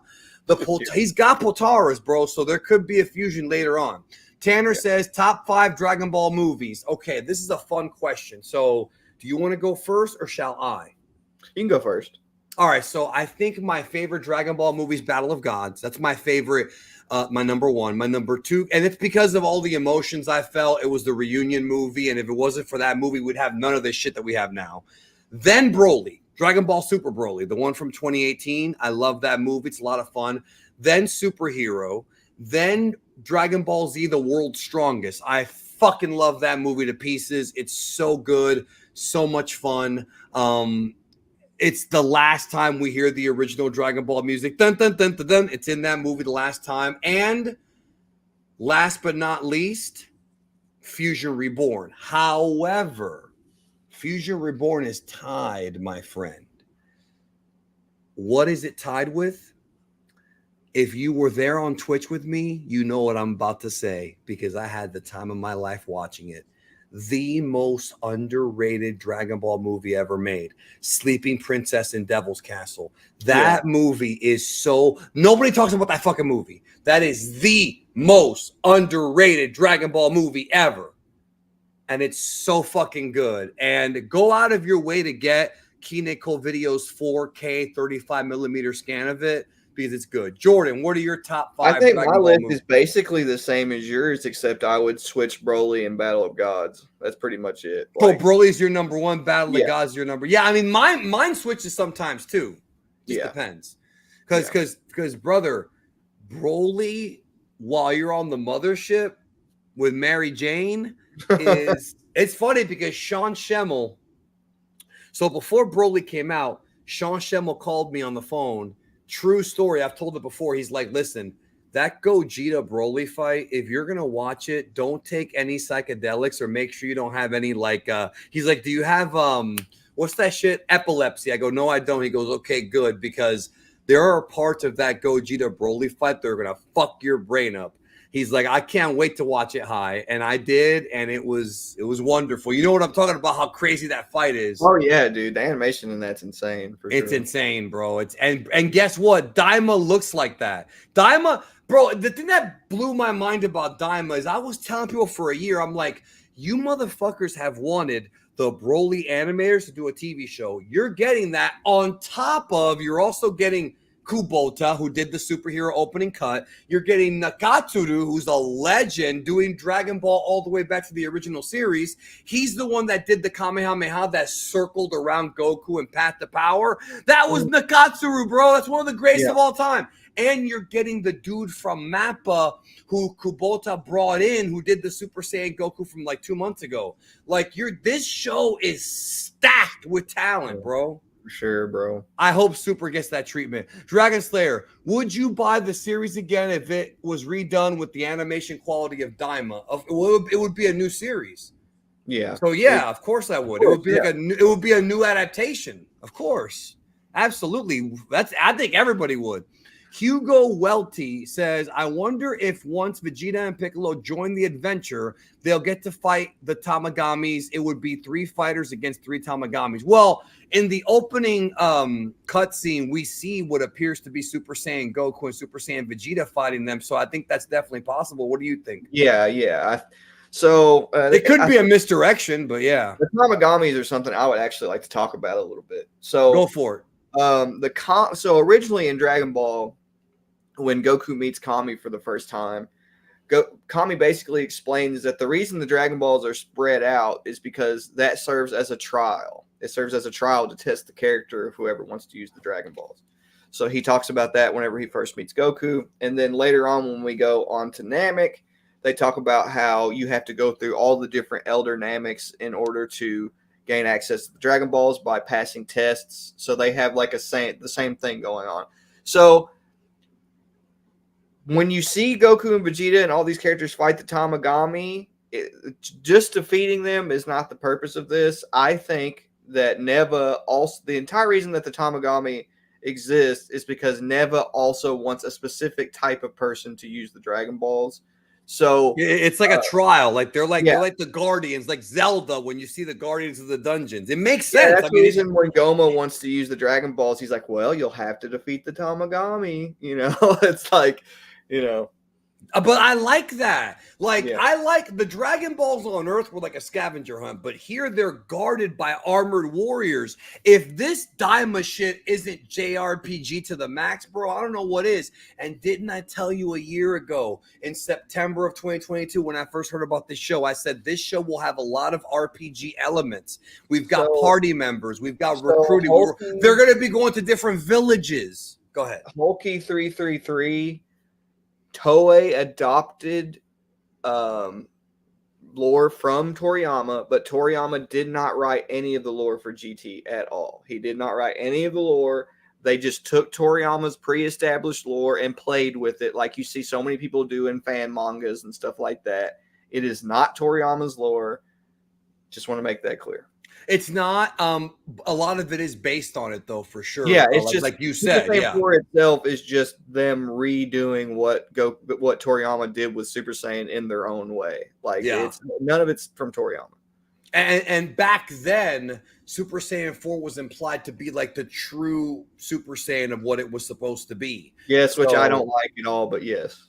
Well, yeah, and the thing is, you know, I don't want to go into the whole canon thing, but you don't have to count GT as part of your own personal continuity. You can just say, what I do, since the canon thing always comes to me, this is the way, I'm just going to say it now, and I'll do a whole video about this. The way that canon works for me, listen to me. The original 42 volumes of the manga, that's the canon. That is the canon. What Toriyama wrote from 1984 to 1995. Anything after that is DLC content, extra content, you know, Daima, Super. This is stuff that Toriyama had a hand in, but it wasn't all him.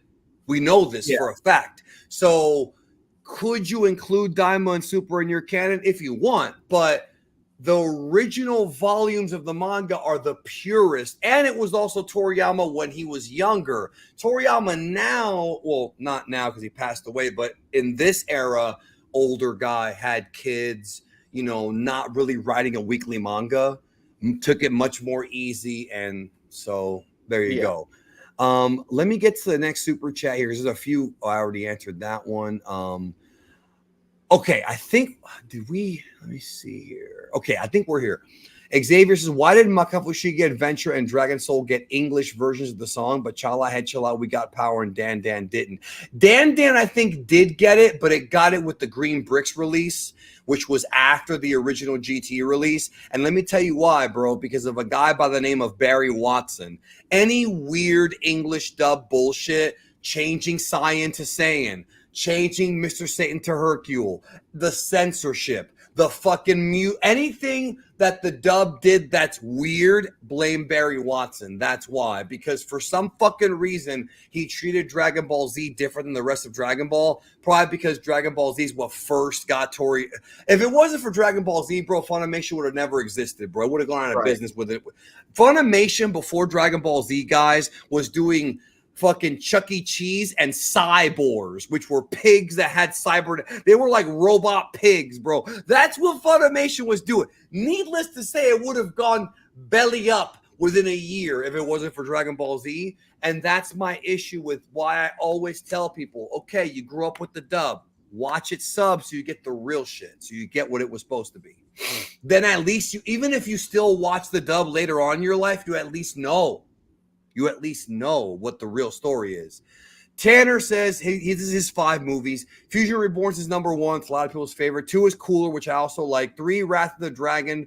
He called it Worth of Dragon. 4 is Path to Power. And 5 is Tree of Might, BoJack. It's hard, though. Yeah, I mean, all the movies you listed are ones that I enjoy for different reasons.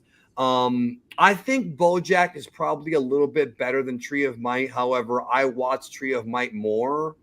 Maybe because it's, I don't know, something about BoJack has top tier animation, but in terms of like yes, it does.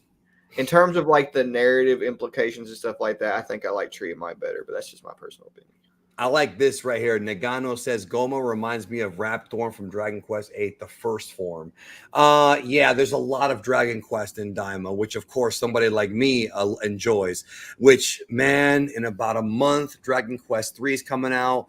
I'm excited for it, but I'm also like, damn it, like there's too many games coming out that are so good, Yeah. I will be playing that on Twitch.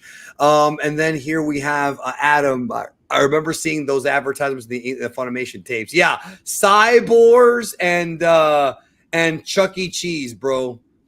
And if you go back and you study the history of Funimation, you get Dragon Ball Z, and it blew up, and then you got Fruits Baskets, Yu Yu Hakusho, all that stuff. You get all that stuff. So, all right, Jordan, I want to go back to this Journey to the West thing real quick.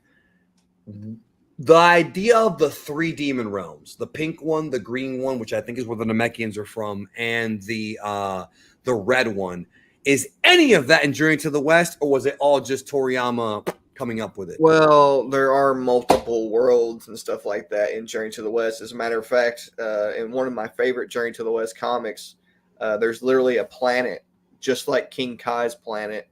They depict it exactly like King Kai's planet, where it's like a small planet and there's just looks like it. Yeah, so there is things like that in Journey to the West, but in terms of Toriyama establishing like the 3 worlds within the demon realm, that's definitely all him. You know. Right. Yeah. And then the 3 Dragon Balls, 1 per realm. So, I mean, I like it, man. I think that's a better idea than them just going into space to find the Black Star Balls. Even though the Black Star Balls in concept wasn't the worst idea in the world, I still think it's better. Tanner says he loves Tree of Might because Chaozu even got to fight. And I agree, actually. That is one reason why I like Tree of Might, is because all the Z fighters actually get some shine, especially the ones from that Saiyan Saga, late Dragon Ball era. You know, it's good shit. So I want to talk a little bit about Black Myth Wukong, right? This is a game that's been out for a while, and there's 2 things I want to talk to you about this, because there is a Dragon Ball tie-in here. We talk a lot about Journey to the West whenever you and I get together. We have the Mongolian, we have the Dragon Ball Sayuki series that we've done together, 2 of them on the channel right now. What is he's told me that the easiest way to get into Journey to the West, in case anybody in the chat wants to get into it, is by reading the comic, Journey to the West, the comic. Where can people find it? Is it easy to find? And if you want to, I could even link it to them if you want in the description. I will send you a link to send people in the description. I have the comic for free. They can just I'll give it to them for free. But okay, yeah, it's not necessarily super easy to find, but it is the best way to absorb it because it's structured very similar to the Dragon Ball manga. Despite the fact that it's a comic, you know, if you're used to reading Dragon Ball and you're wanting to like pick up on the lore, it's you can basically kind of treat it as like a prequel to Dragon Ball if you want, you know. In a way. I do think that the comic is probably the best way to absorb it, just because people are used to reading in that format. If they're Dragon Ball fans, they're used to, you know, everything is also simplified in a way to be more action oriented and to get straight to the point.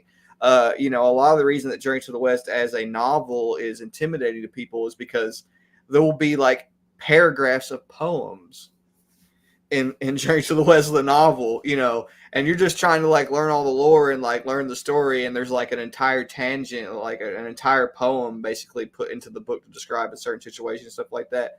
So it is like a very unique, complicated piece of fiction in that way, because they use Chinese poems to like also partially tell the story. And I think that's the reason the comic is probably the best way to get into it, because, you know, it basically cuts all that stuff out. Yeah, all the stuff that intimidates people about learning the lore and the story and stuff like that. Everything is very simplified and put in your face, and you can learn about things very much easier by reading the comic. But also Black Myth, despite the fact that I think it's a great game, it's not actually the best way to learn. They don't really teach. No, it's a sequel to Journey to the West. Well, the thing about it is like, okay, so you can pick up on some of the lore because it's a sequel, and you're right. Like, you can pick up on some of the lore because it's a sequel, but they don't explain to you the previous lore other than showing you what happened as an extension of the previous lore in sequel format. So, like, for example, whenever I was playing Black Myth on my live stream here recently, I got to the very end of the first mission, and they show you like the black bear demon and the monks who stole Tripitaka's robe from Journey to the West, and you would not know any of that had you not read the novel. It is showing you like a conclusion to that story from the novel. So in that sense, it's kind of giving you like a hint as to what what events that they're covering in the game. But I definitely think if you're going to play Black Myth, you should definitely read this comic first. Also, yes, I agree with Heath. It's probably the best way to absorb the information. It's the easiest way, is what he said. I haven't even read it yet, so I was going to ask you to send it to me. And then, what I'll do is when the stream is over, I'll probably leave it as a pinned comment. That way people can check it out. And you should, if you have some time, check it out. I did want to there was a couple super chats I wanted to quickly, not super chats, just comments that I wanted to highlight for just a moment here. And I had it, and then I lost it a little bit. Hold on. Well, this guy's right. Leave a like if you're stopping by. But where is okay. Megan, do you think we'll explore more of this Namekian Book of Legends? I sure as hell hope so, because that was something that I wish. I think Stingar is asking about Black Myth. I have not played it. I watched our buddy JD with the degrees showed it to me in the Discord server, and we had a good time. It looks like a fun game. It's like God of War, except with Wukong. I mean, let's just say that this is all I know about Sun Wukong. Jordan told me that he could take a bucket of Viagra and it wouldn't make him feel the way this game made him feel. So is that a fair assessment, bro? It's a great game. I like it in terms of like it being a sequel to the lore that I'm a huge fan of. It is awesome in that sense. Araya says, do you think that Tamagami are in each part of the Demon Realm as it stated there, all three parts? Yes. I said that earlier in the stream. Maybe you haven't caught up. Excuse me, if you look at the intro to Dragon Ball Daima, Tamagami 1 is in one realm, 2 is in the middle realm, 3 is in the third realm. So they're going to go through all the realms, man. That's where they're going. The CC Gaming 64, a theory for your breakdown of the intro, that panel show where almost floating island, that pillar of energy coming up. Do you think it could be the dragon at the realm? It could be. He's talking about that, how I paused it on that little like flower that opens up. It certainly could be. I know what that dragon looks like. I've seen the dragon with my own eyes. Have I shown you the dragon yet? No. You told me about it, but you haven't shown me. Yeah, I've seen the dragon. And I literally explained what it was in that leak video where I ruined Daima for everyone. Oh my God, Daima's been ruined, guys. Geekdom leaked 90% of Daima. It was 5 character designs. Geekdom ruined the series for us. Oh no. Yeah, virgin shit, bro. Yeah. Dragon Slayer, do you think there'll be a reference to the 5-element mountain? I think we got that with the end of Dragon Ball with Anin. Do you think there's going to be that? They've referenced 5 Elements Mountain multiple times in Dragon Ball. There's actually a scene where Krillin and Goku are traveling after training with Roshi. And it actually shows 5 Pillars Mountain in the background in the original Dragon Ball. So they've referenced it a bunch of times. This question I've gotten so many times. Do you think Daima could potentially be its own continuity separate from Super? Well, here's my answer to that. Did you know Dragon Ball Super's 3 different canons? You know that, right? There's 3 different Dragon Ball Super canons. There's anime, manga, and movies. And you can't deny that. You can't, actually, no, it doesn't work that way. There are differences in the Trunks arc, the Battle of Gods. All of them are different. The Battle of Gods movie, the Battle of Gods manga, and the Battle of Gods anime are all different. The Trunks arc and the Tournament of Power are different. So Even Super doesn't have its own canon. This fandom's like the fandom's obsession with like finding any minor detail that might contradict the continuity is just so strange to me. It's the Western obsession with canon is such a fundamental misunderstanding, and I've tried to explain it at like how many times have I gone over this in the past? You've 10 gone years, over it bro? 1,000 times, bro. For Holy sure. shit! Like, get off the canon sure. shit, bro. Like, it doesn't work that way. But I wouldn't worry about that with Daima. Lem of the tiny swaglin swag. I don't know what his name means. I want to see Towa and Daima, even though she's not in the series. I understand that. Dr. Orinsu's for you, bro. She's basically Towa. You know? Yeah. Do you think we'll see Whis and Beerus in the final episode of Daima? You know what? That'd be a pretty cool post-credit scene. Like, Daima ends and then Beerus wakes up and then that's you know what? That'd be kind of fun. I'd be fine with that. Or Daima ends, we see the Super Saiyan God, then Beerus, oh, what the hell was that dream? That'd be awesome, bro. That would be dope. Although I will say this. Hold on a minute. Xavier says she's not as appealing as Towa. I don't know about that, brother. I mean, it's all about personal taste at the end of the day. We could put a poll up, Towa versus Orinsu, if you want. You know what? Let's put the poll up. Well, I did put the poll up already in the community chat, but I'll put it up right now with the people here. 93% said they do care about the demon realm. Let me go ahead and hold on a minute. I'm trying to start a new poll here. Bear with me. Why isn't it? It's not letting me start a new poll. Why? Start a poll. Why is it not letting me start a poll? Oh, I know why. Are you still there? Yeah. Because when my internet flickered, I had to refresh, so that's why. Hold on here. Start a poll. Okay. Pick one. All right, Towa or Orinsu. I mean, I like Orinsu more than Towa. Me too. I'm just being real with you. So anyways, that's just me, bro. These are all cartoon characters, bro. They're not real women. Right. So I think a lot of people are also wondering if the other planets have, or the other universes have demon realms. That's also yet to be determined. Tomorrow's video is going to go a little bit more into that. My name is nickname for name, which is Lem. So your name's like Lemo, bro, from cool. Broly. Towa all the way. Sorry. No, you don't have to say sorry. The poll is there for you to vote, bro. I like Orinsu because of how she behaves. I like her character. I like the way she speaks. I like the way that she's kind of scary. Like, I don't know. Overall, I think she has more character than Towa. Towa just doesn't have much character, in my opinion. Dimitri says, is Dr. Orinsu a Kaioshin? I remember Kaioshin is only a title. Also, was Shin born in the demon realm? First of all, I believe she is. Was Shin born there? I don't believe so, unless they reveal that he was, because that's not what was originally said. The kaiju tree is not in the demon realm, but for fuck's sake, maybe it was, and Toriyama just never told us. Well, you know that we don't know yet.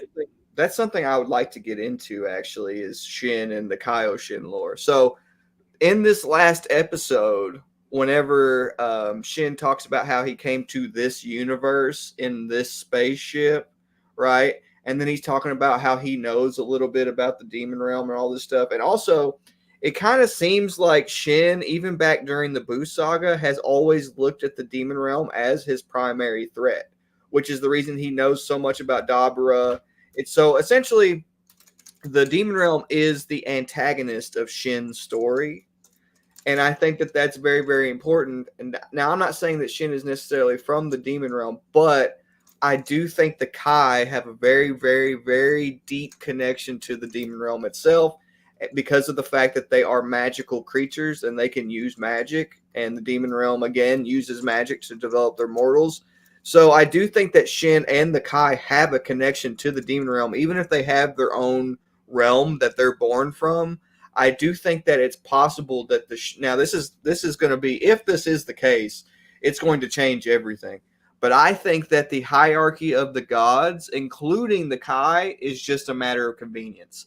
I don't think that they're actually gods in the literal sense. I think that the Hakaishin, the Kaioshin, Kami, all of these gods are just repurposed beings being used as gods, and we're about to find that out even about the Kaioshin. I think we're about to find out that the Kaioshin are magical entities that existed outside of the god hierarchy, and that they're just being implemented and used in the god hierarchy to develop mortals. But you know what? But you know what that reminded me of too, and it's something that I say in my review as well as the video tomorrow with the Easter eggs. The video's already done; it'll be up tomorrow night, and also tonight, folks. The World Between Realms. I'm going to go into that tonight at 10 here on the Geekdom channel. Make sure you come back for that. But Jordan, to your point, my thing is, you know how they said that the demon realm people escaped from it, but that after a time they had to stop beings from coming in and out of the demon realm. That was said by Kibito. Yeah. Who made those rules? Who is the true supreme being in the Dragon Ball multiverse? Because a lot of folks think it's Zeno, but other fans have theorized that there is somebody above Zeno, whether it be Zalama or somebody that hasn't been revealed yet. Who was it that took the demon realm away and put a lock on it? Who was it? That's the mystery that I don't know if we're ever going to get an answer to, but I hope we do, because I want to know who is the guy. Yeah, that's the real god of Dragon Ball, right? Yeah, that'd be, well, it could be tons of people. It could be the angels. It could be Zeno. Like, it could be, like, there's all kinds of people who could have made that rule. Personally, I think it would be interesting if Dabura had something to do with it, or his family, basically wanting to have their own separate, their own realm that is completely separate from the mortal realm. I could actually see that being a motivation within the demon realm itself to keep the two separate. It doesn't have to be a motivation from the mortal realm. It could also be the demon realm being like, hey, we want to have our own place. Let's make sure that the two places are separate. Because remember, they do use magic. And if they've sealed the two realms off from each other, that could be a side effect of magic. So there's all kinds of like possibilities there for sure. Rinsu sounds like she's going to be the main antagonist of Daima. Well, could be. Maybe. Javier, my friend, or Savi, says, I love the soundtrack in Daima. It feels like John Williams, but even more magical.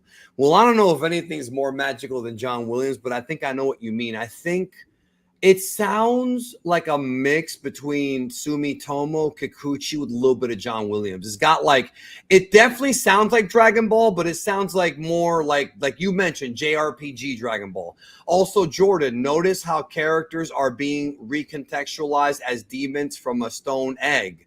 Shin's ship, the demon realm, the Namekian Frieza.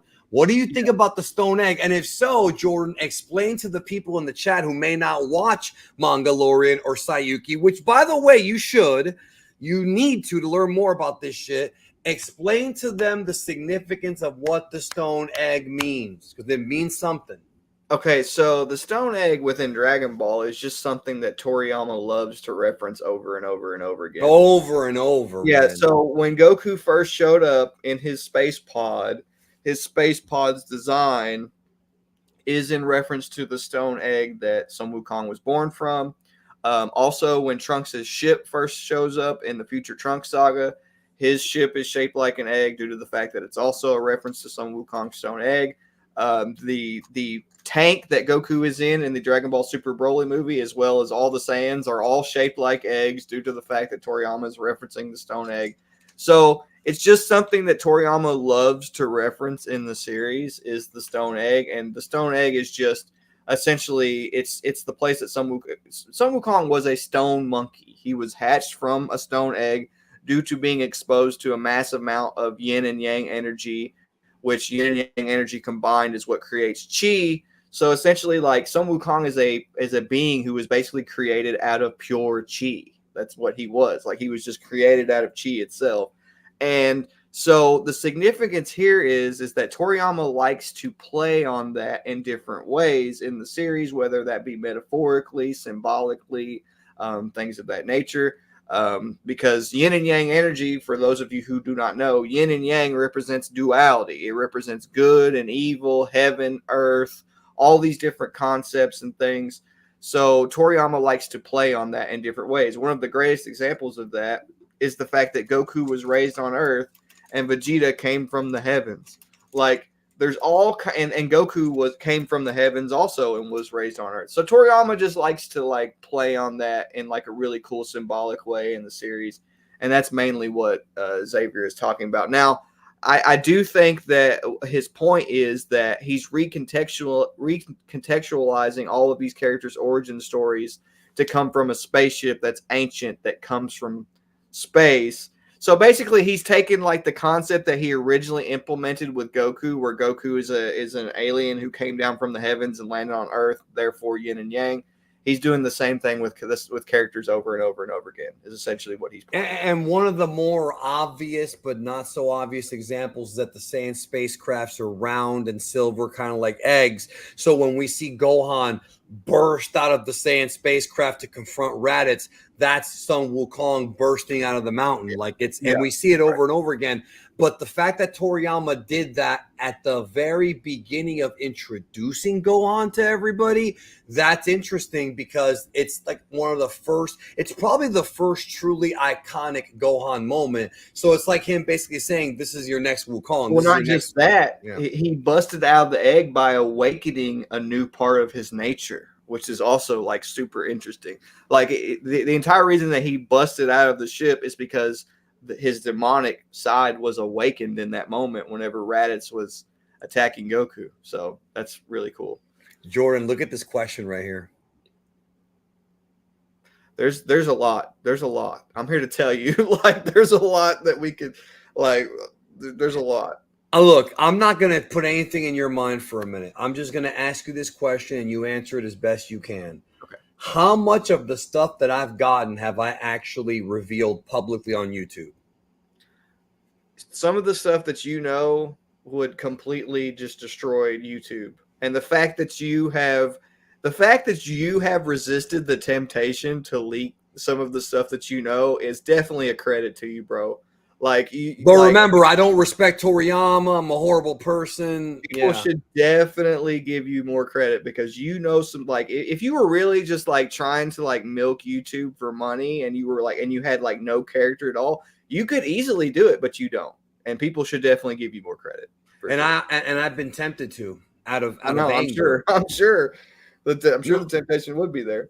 No, because like after being called a fraud by so many pussies over that fucking 2019 story that I've explained at least 2 million times by now, it pissed me off. Like, I'm not even going to sugarcoat shit.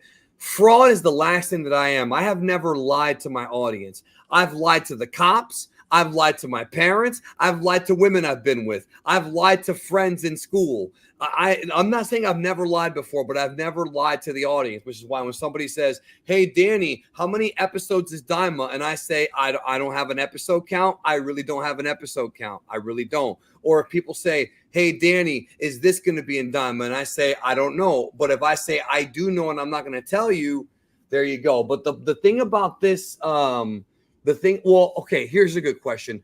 Ouroboros Snake says, things change. Why do people harp on the anime coming back? I'll tell you why. Because when I first started YouTube in 2015, I never got a fucking single story wrong. And people really, really hated the fact that I was dropping fucking legitimate information. And people were very envious. So the minute that I say Dragon Ball Super is supposed to come back in 2019 and it didn't, we got him. They were waiting with the pitchforks. And then, you don't know shit. Completely ignoring the previous 5 years that I was doing exclusive fucking inside information.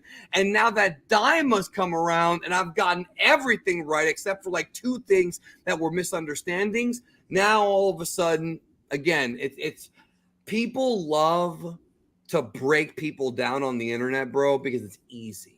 You know what's not easy? You know what's not easy, bro? making videos every day, getting your channel to 100,000, getting to 500,000. This takes work and time, but people don't want to put the work in or the time. You know what's not easy? Getting on the fucking phone, talking to sources and reaching out to them and having conversations. That's not easy. What's easy is talking shit on the internet, breaking another person down. That's easy. It gives power to the powerless. Yeah, and they have no real power. And that's why they're mad, because they have no real power. Build your own fucking empire, bro.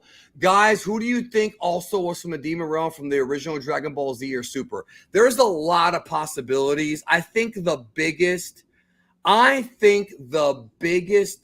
person from the Demon Realm that has not been revealed is Moro. I think that's a shoo-in for the Demon Realm. What do you think, Jordan? Yeah, Moro, very likely. I think anybody who is like very susceptible to the effects of magic likely has connections to the Demon Realm, for sure. I mean, even I think even the Yardrats might, due to the fact that they have like supernatural abilities, and and they ended up in Universe 2 and Universe 7. Maybe when they went to Warp, which is the big fish. Oh, that's another one, guys. The fish's name is Warp. When that gets announced next week or the week after, when they actually call him Warp, oh, Geekdom was lucky. Yeah, bro. Lucky right here, bro. I got you. What's lucky is my dick on your fucking chin, bro. Anyways, I'm just kidding, or I'm just joking around. I don't mean you guys. I mean them. But all for real, though, that's how it is. Let me get to, there was a super chat question. Oh yeah, so besides Moro, maybe the heaters too. I think some people have said the heaters for sure. The heaters, okay, so the heaters are definitely something I'd like to talk about. So go for it. The heaters have to wear charms to retain their demonic nature. Okay, like if that's not obvious to me, like basically that whole thing is a reverse Wukong reference, because Wukong used to have to wear a thing to retain his demonic nature as well, and Alec taking it off to have gas awaken his demonic nature is like the opposite of what it was used for in Journey to the West. It was used to repress that part of Sun Wukong. So like, yeah, it's definitely, if anybody I have confidence in being from the Demon Realm, it's the heaters and Moro, 10,000%.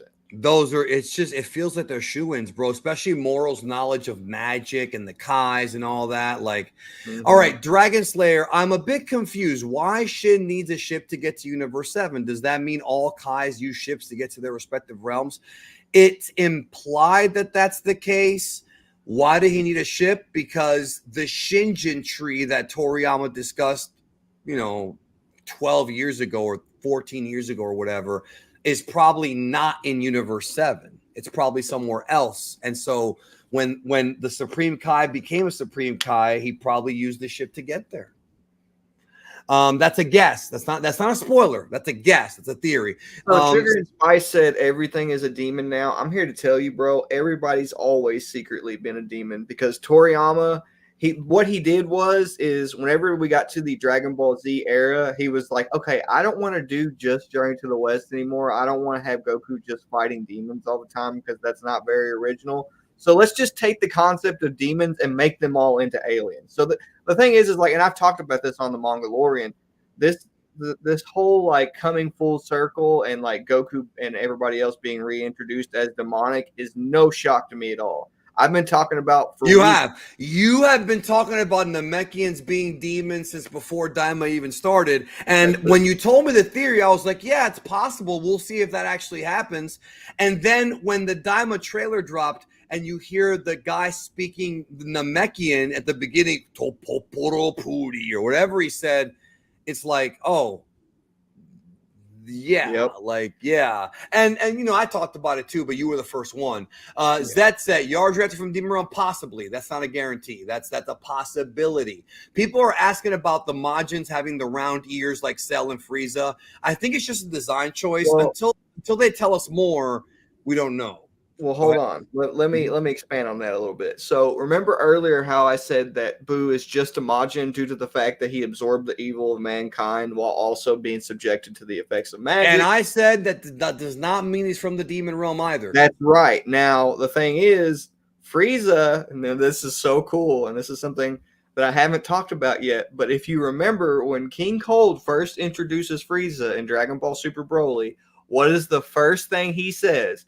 He says, he's actually even more evil than me. Like, he's actually more ruthless and evil and destructive and horrible than me. So, you know, despite the fact that Frieza's not from the demon realm, he is demonic. Like, However, he doesn't have to be a demon to be demonic. He is demonic, like in general, right? do you think there's a possibility? Again, this is a possibility. This is not a spoiler. It's a possibility that the reason as to why King Cold even knows about Majin Buu is because he also knows about the demon realm. Maybe he's not from there, but maybe he knows about it. But it's implied that he's really old. Well, remember what Kibito said in the last episode. He said that when the demons came into the mortal realm, they came to basically find their own territory out of conquest. Create their own civilization. It makes sense. What have the Saiyans and Frieza's race been doing? And the Namekians. And the Namekians. And the Yard Rats. So if I don't think it's to say that everyone's from the demon realm, but certainly a lot more people than we had previously thought. That's a fact. Hey, Geekdom and Jordan, do you think that demon realm Dragon Balls would be like the Black Star Balls from GT, meaning recollect them after a wish, otherwise demon realm goes boom? No. I don't think so. It's a possibility, but I don't think so. I think that by the time Daima ends, I think that the demon realm will still be alive.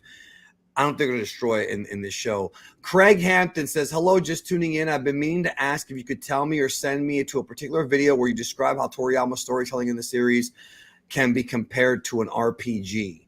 That's a great video idea. I haven't made that video yet. The only thing that I said was, I think on a stream a year ago, I was like, Daima's going to come off more like the first one where I talked about Dragon Ball Magic in September, and everybody had a meltdown then too, because remember, we're allowed to leak shit to our friends, but heaven forbid telling my fucking audience that actually put me where I'm at.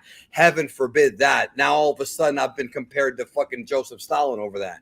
So which really happened, by the way. So what I said was that Daima is going to feel a lot more like a JRPG, and so far it does. So didn't make that video yet though.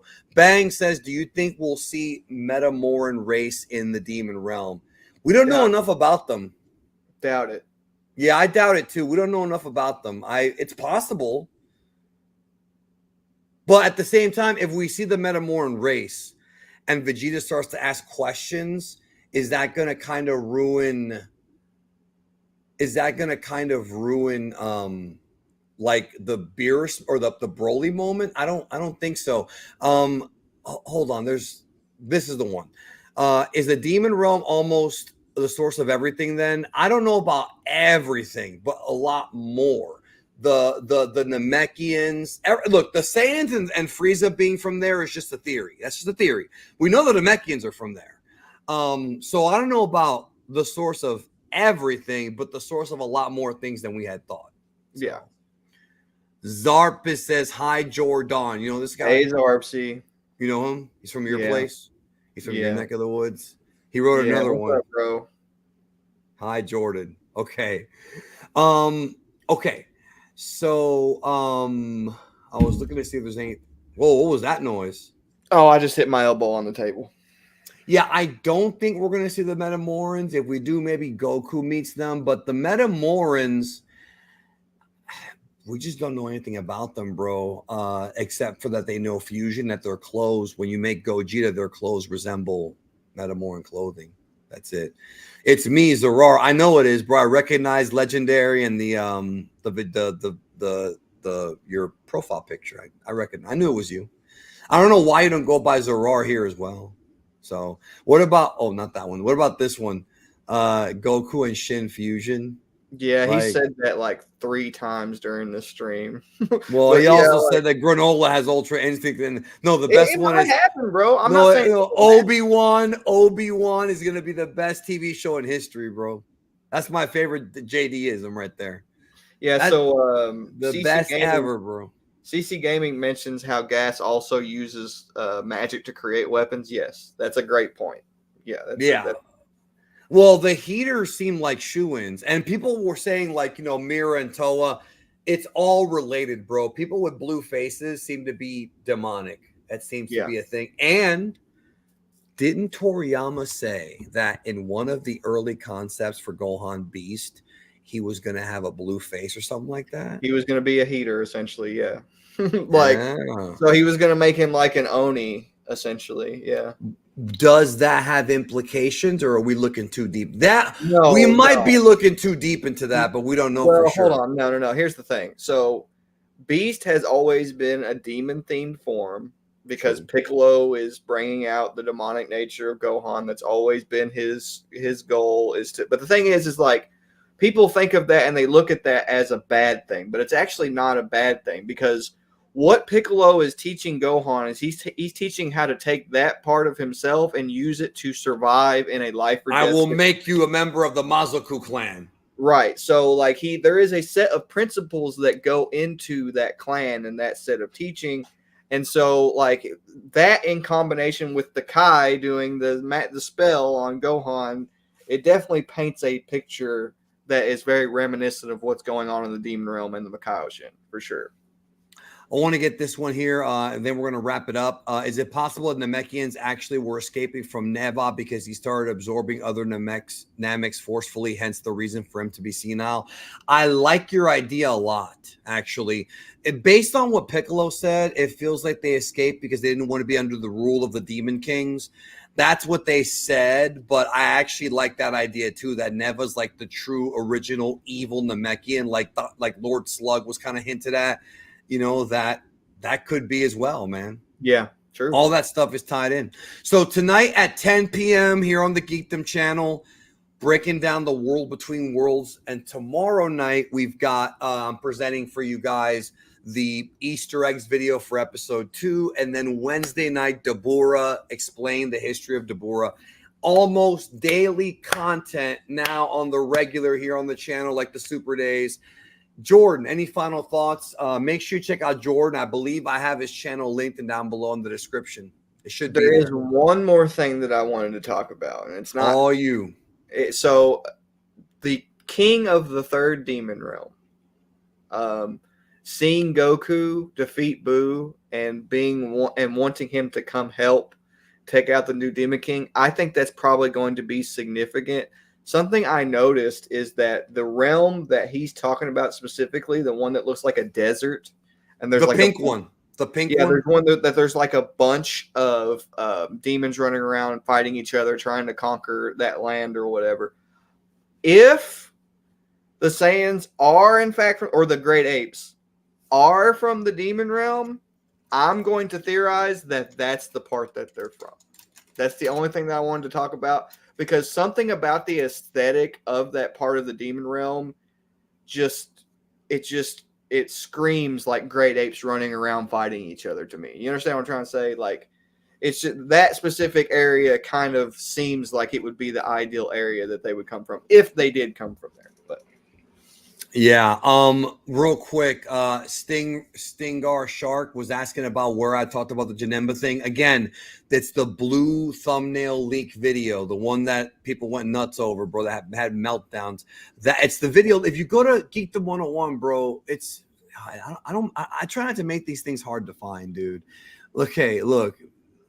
I'll actually show him right here. Look, I will get on camera. Well, not get on camera, but I am on camera. I will show you. Let me do the share screen thing. Okay, check this out. Go see here how see this video right here. New villains revealed. Exclusive, secret, massive Dragon Ball Daima villains. That's the video for you, bro. Watch the entire video all the way through, and you're going to watch it, and you're going to be like, wait a minute. This dude geeked him a month ago, knew about Neba. Oh, my God, that fraud. Right. I got lucky, bro. I got lucky. It was all. I got he so really lucky. Guessed that name. I guessed it, bro. And the way he looks. It was all a big guess, bro. But yeah, check that out. And like I said, tonight at 10 p.m., come back for that. And yeah.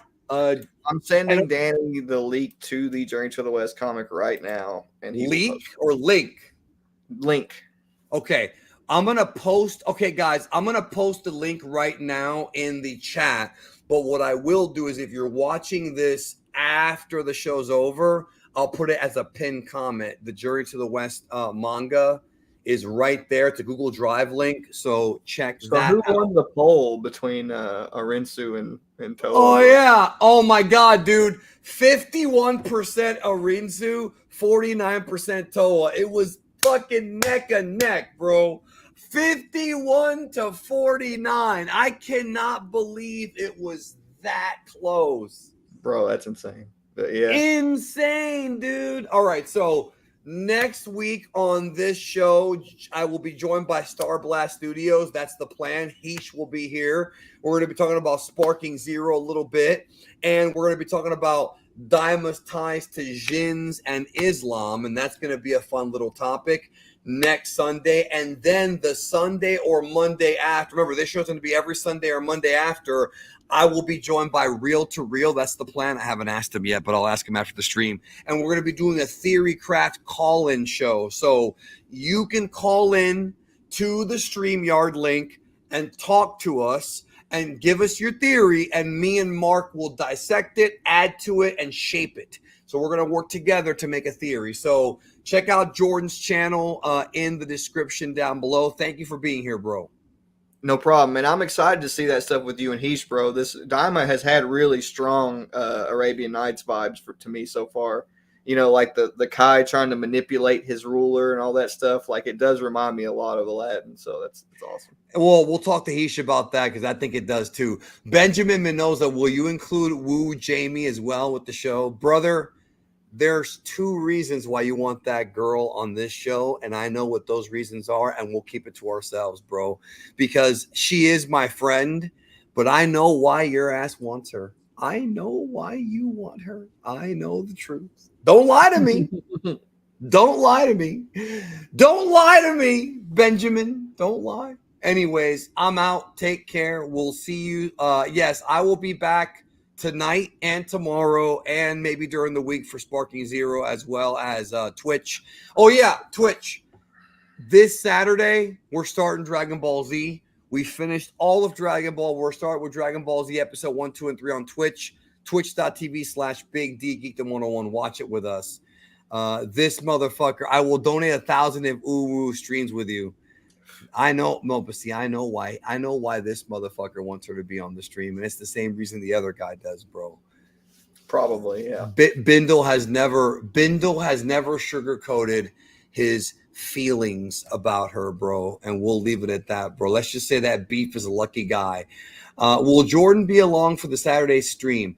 No, but Jordan and I are scheduled to do the Mandalorian on Tuesday. However, Jordan, on Tuesday, I may have to get the AC in my car fixed, so we may have to adjust the time. I will talk to you about that when I find out.